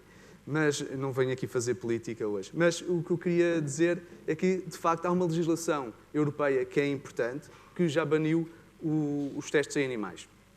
Esta legislação foi falada aqui do ano 2013, e está corretíssimo, só começou ligeiramente antes. Começou essa legislação a ser feita em 2004 e foi-se aprimorando ao longo do tempo, foi tornando a malha mais fina, mais apertada. Em colaboração com a indústria, isto é um daqueles casos em que a indústria já estava receptiva e que não demorou muito tempo a reagir face a esta legislação. O que aconteceu foi que, a certa altura, a legislação inicial proibia os testes em animais, mas permitia ainda adquirir ingredientes feitos fora da União Europeia, portanto, fora deste espaço, que tinham sido testados. Agora, a legislação impede não só os testes dentro da União Europeia, mas também a importação de produtos que tenham sido testados em animais, que, como foi referido, a China testa estes produtos em animais. Portanto, para dizer que é preciso ter esperança, é preciso também escolhermos as pessoas certas para os locais e continuar também a fazer, porque não são só os políticos que trabalham nisto, pode ser qualquer um de nós, a nível de associações não governamentais, associações cívicas, colaborar, chamar a atenção, como falaram aqui já ainda há bocadinho, por causa do problema das microsferas na cosmética. É preciso alertar para estas questões, é preciso irmos falando e é ao falar que se mudam as leis. E, isto a propósito dos testes em animais, os produtos vegan na cosmética são isto e mais. São também produtos que, ao longo da sua cadeia de produção, não tiveram influência de qualquer animal durante esse processo. Onde é que entra aqui a Concept, a comunidade cética portuguesa? Nós defendemos que as pessoas devem fazer o que quiserem, obviamente, estão no seu direito. Nós entramos na parte das alegações. É isso que nos preocupa e é aí que a gente intervém. Quando a gente ouve alegações como a cosmética natural é que é boa, a cosmética orgânica ou vegan é a melhor de todas, em oposição aos cosméticos sintéticos. Porquê? Porque têm ausência de aditivos sintéticos ou detergentes e apropriam-se de uma política de medo. Nós combatemos isto. Porquê? Porque nós queremos factos, queremos as evidências. E estas três ideias assentam na ideia de que o que é natural, como já foi aqui mencionado, o que é natural é bom e o que é químico e o que é sintético é mau. Portanto, os químicos são odiados. Não há razão para isso. Porquê? Porque tudo o que existe na natureza é químico. Não há nada sem químico. Todos os produtos naturais têm elementos químicos na sua constituição. Portanto, se alguém alguma vez vos vender produtos sem químicos, eu já disse isto na parte da alimentação, posso dizer agora no caso dos cosméticos, isso é mentira. Não há nada que não tenha químicos e os químicos não são necessariamente maus. No entanto, se as pessoas alegarem motivações como com o bem-estar animal ou com o estilo de vida, tudo bem, nós não temos nada a ver com isso, sim senhora, são decisões pessoais, subjetivas, estão no seu direito. Quem procura produtos naturais encontra nos cosméticos estas designações, os produtos bio, eco-bio, os orgânicos, os vegan e os biodinâmicos. No entanto, as pessoas que se afastam, que se aproximam da natureza em oposição ao que é artificial e ao que é científico, às vezes também entram em contradição e procuram designações na área da ciência como estas. Nano, portanto, cosméticos com nano, com DNA, com as células estaminais, com aminoácidos e com vitaminas. Já foram aqui ditos alguns exemplos. O DNA, por exemplo, as células estaminais não passam a barreira da pele. No entanto, é apelativo. Isto são manobras de marketing, tal como no caso anterior dos produtos naturais, aquelas designações, tanto nos produtos naturais como nestes casos, são manobras de marketing para ir ao encontro das preocupações e das sensibilidades das pessoas para adquirirem os seus produtos. Isto é um exemplo de um produto com nano. O resultado esperado ao utilizar estes produtos são fios hidratados reconstruídos e reparados graças à ação dos ativos nanotecnológicos de queratina e aminoácidos. Ficamos sem bem perceber o que é isto, sabemos que tem aminoácidos, que a gente associa à parte da biologia, ativos nanotecnológicos, mas não há uma explicação do mecanismo.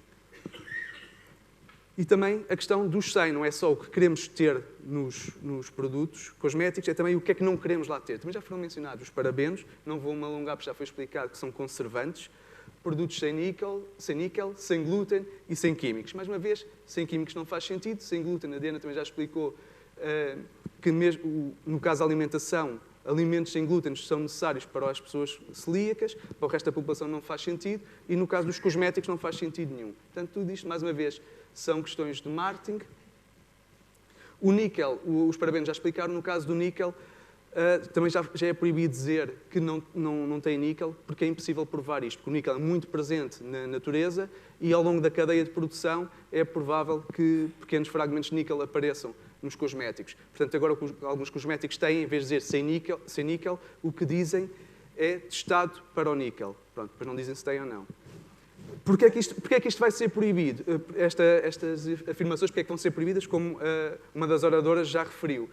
Porque leva a que os consumidores, portanto, isto é tudo para proteger os consumidores, já se falou aqui da regulamentação, porque os consumidores, ao lerem isto, pensam, se não tem parabenos, se tiraram os parabenos, então é bom para nós. Ou se tiraram o glúten, então é bom para nós. Na realidade, está-se a fazer uma afirmação falsa e está-se a pôr as pessoas em oposição a estes ingredientes. E então entramos agora nos preços. Creio que este também já foi um dos produtos mostrado pela Diana, eu pus aqui para tapar a marca, é só um produto prestígio, portanto caro, e como podem ver, este produto custa 172,90, mas não é dos mais caros. Temos este, também com ouro, portanto o ouro é uma coisa que parece enriquecer, custa 656,50 €, portanto é muito caro. E qual é que é a alegação que é feita? Revitalizar e aperfeiçoar a pele, fica simplesmente radiosa, é um soro infundido com ouro, por cima poderosa tecnologia anti-envelhecimento. Portanto, isto a mim preocupa-me, se eu estivesse interessado nisto, acho que ia poupar alguns trocos para comprar isto, porque eu já não vou para novo, e portanto, se isto é anti-envelhecimento é bom. Serve para revitalizar e aperfeiçoar a pele. Uma única gota ilumina a sua pele, portanto, eu fico mais brilhante à noite, entro lá no quarto, consigo ver, não preciso ligar a luz. E a partir do interior, os benefícios melhoram as propriedades refletoras da pele de imediato, o que também me dá jeito quando eu vou andar de bicicleta à noite, proporcionando uma extraordinária luminosidade. Estou a brincar com a situação. Mas agora vamos entrar em casos mais sérios. E em muitas situações da nossa vida, os jornalistas podem ser os heróis de muitas histórias para contar. E vou-vos dar aqui alguns exemplos de investigação jornalística que nos ajuda a esclarecer, a nós, os consumidores. Porque eu também estou aqui a falar no papel de consumidor, estas coisas interessam-me. Esta é a segunda parte mais importante para mim do dia. A parte mais importante foi quando eu estive sentado a ouvir as oradoras, em que aprendi muito. Portanto, é para isso que eventos destes servem. Então, o que é que os jornalistas, no seu trabalho de investigação, ajudaram-nos a esclarecer? Isto foi uma reportagem que teve lugar na Suíça. Descobriu-se que os produtores vendiam a empresas clientes, portanto, as empresas eram os clientes dos produtores. Estes produtores vendiam rímel às empresas para os seus produtos de cosmética. E vendiam a 25 € o quilo de rímel. Ora, um recipiente tem 12 gramas de produto. O que acontecia é que cada peça custava à empresa 3 cêntimos. E que depois o consumidor pagava 5 € a 40 €. Normal, tem-se ter o lucro, mas é só para vocês terem ideia da divergência de valores, do que é que custa à empresa e do que custa ao consumidor. Claro que depois há outros fatores pelo meio que interessam. Outro exemplo de outra reportagem. Uma jornalista teve acesso a 2 sombras. Uma era de mercado de luxo, outra era mastige, que é isto, é o prestige para as massas. Portanto, é um produto caro, só que mais barato e, portanto, chega às pessoas. É um termo técnico. Nesta sombra de luxo, o recipiente era de cartão, tinha uma decoração dourada e o logo da marca. Era muito cara.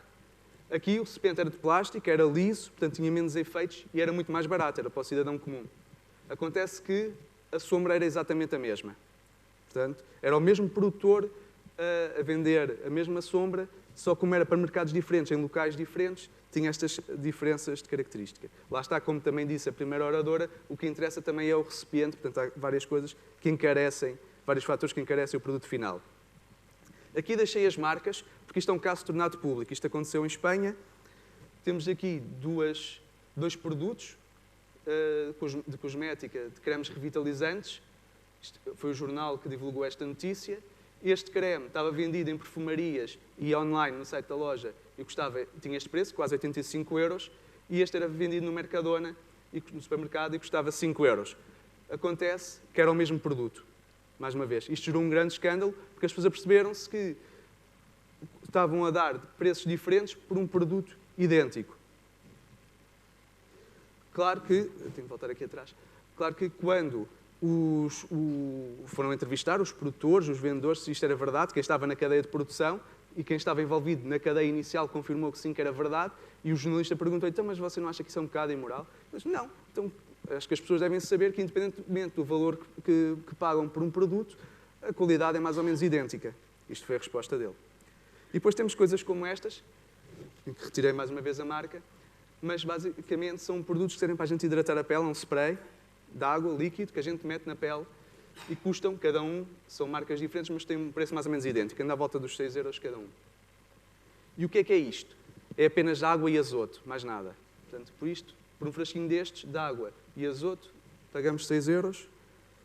E agora o que é que estamos a pagar? Também já foi falado, isto é quase uma síntese do que já foi falado. Pagamos o produto, que é isto que nós assumimos que estamos a pagar, mas pagamos mais do que isso. Pagamos a marca e o prestígio dessa marca, pagamos a publicidade que tem de ser feita, também já foi aqui falado, pagamos as testemunhas de peso, muitas vezes quando é feita a publicidade tem-se contratar pessoas famosas para irem falar e para defenderem o produto, são muito bem pagas, e a experiência e a exclusividade, precisamente aqueles produtos muito mais caros, quem tem dinheiro para pagar esses produtos sabe que pertence a uma elite e que só essas pessoas desse grupo é que têm dinheiro para pagar aqueles produtos e, portanto, sentem-se satisfeitas por isso. Faz bem ao ego também. Mensagem que quero deixar. Atenção às alegações que são feitas, essa é a nossa maior preocupação. Ter atenção quando vos confrontam com a ideia entre produtos naturais e produtos sintéticos, em que vos tentam vender que os produtos naturais são melhores que os sintéticos, não necessariamente, porque os produtos naturais, seja em que regime for, os produtos naturais também fazem mal, e os produtos sintéticos são benéficos. Neste caso, os cosméticos são tratados, são testados e, portanto, em princípio, existe uma grande taxa de confiança relativamente a eles e um baixo risco. Se as pessoas escolherem estes produtos por questões de estilo de vida ou preocupações éticas, a nós não nos faz confusão, estão no seu direito. O que nos preocupa são as alegações feitas, principalmente ou porque se enganam como consumidores ou porque estão a enganar os outros através das redes sociais. Todos os cosméticos na União Europeia, através daquela legislação de 2013, já são cruelty-free, portanto já não são testados em animais, portanto não faz sentido, como já disse também uma das oradoras, não faz sentido ter lá o coelhinho, portanto é apenas para encarecer, porque para ter o coelhinho lá na embalagem é preciso pagar em entidades certificadoras para ele constar lá. Os produtos prestige valerão preço? Com os exemplos que eu dei, eu acho que não. Como funciona? Estes eventos, como este em que estamos aqui hoje, são úteis para nós percebermos não só a parte científica por trás dos temas que estamos aqui a analisar, como também saber como é que tudo funciona, não só a nível da produção dos cosméticos, mas toda a indústria. Acho que se nós tivermos uma noção de como é que a realidade à nossa volta funciona, ficamos mais bem informados. E passamos a estar, então, também mais bem informados sobre os produtos que consumimos. E a última mensagem é que, mais uma vez, a falta de cultura científica paga imposto e eu espero que este evento tenha contribuído para a vossa cultura científica. Obrigado.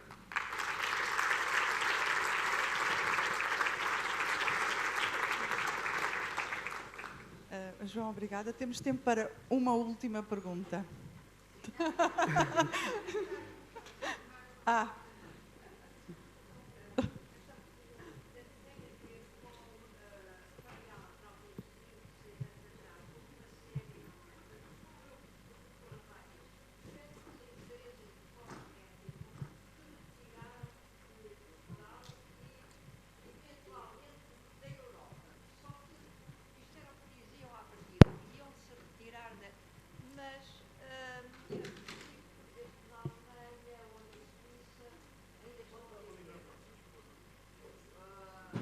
se pode falar para o microfone, porque ali atrás não ouvi, eu também não percebi o que é que tiraram do mercado.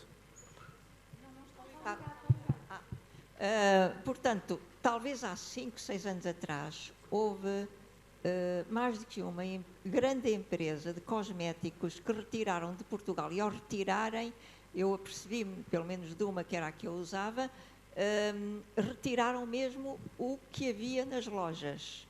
Retiraram e disseram que iam se deslocar só para Oriente ou coisa assim do género. No entanto, ainda há alguns países na Europa que os têm, tipo Alemanha ou Suíça. Terá isso a ver com a alteração de legislação? Não se lembra qual era o produto? Era Helena Rubinstein e havia uma outra marca azul, a azul não me lembro qual era o nome. Não sei, se alguém souber Penso isso. que...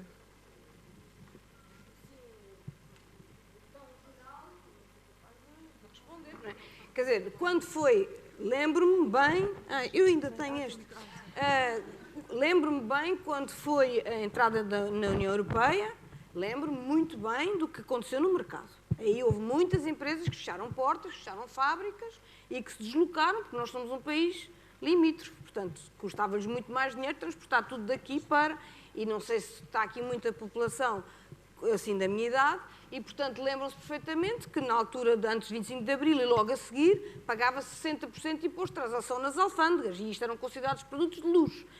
E isto neste tempo de pós-revolução, a seguir a União Europeia, pronto, já passei isso tudo, portanto, já. Agora, assim especificamente, porque é que um produto ou outro... Isso devem ser estratégias de mercado. Penso que é um assunto muito específico, Sim, talvez estratégias de mercado. seja melhor falarem entre... estratégias de mercado. Não, desculpem, mas temos mesmo de terminar. Muito obrigada a todos. Espero que tenhamos saído daqui mais informados. Só dizer que o próximo debate é na próxima quinta-feira e que se dedica ao que está à venda nas farmácias, nomeadamente os produtos homeopáticos que tão polémicos são e com tanta falta de informação que existe à volta deles. Muito obrigada, boa noite a todos.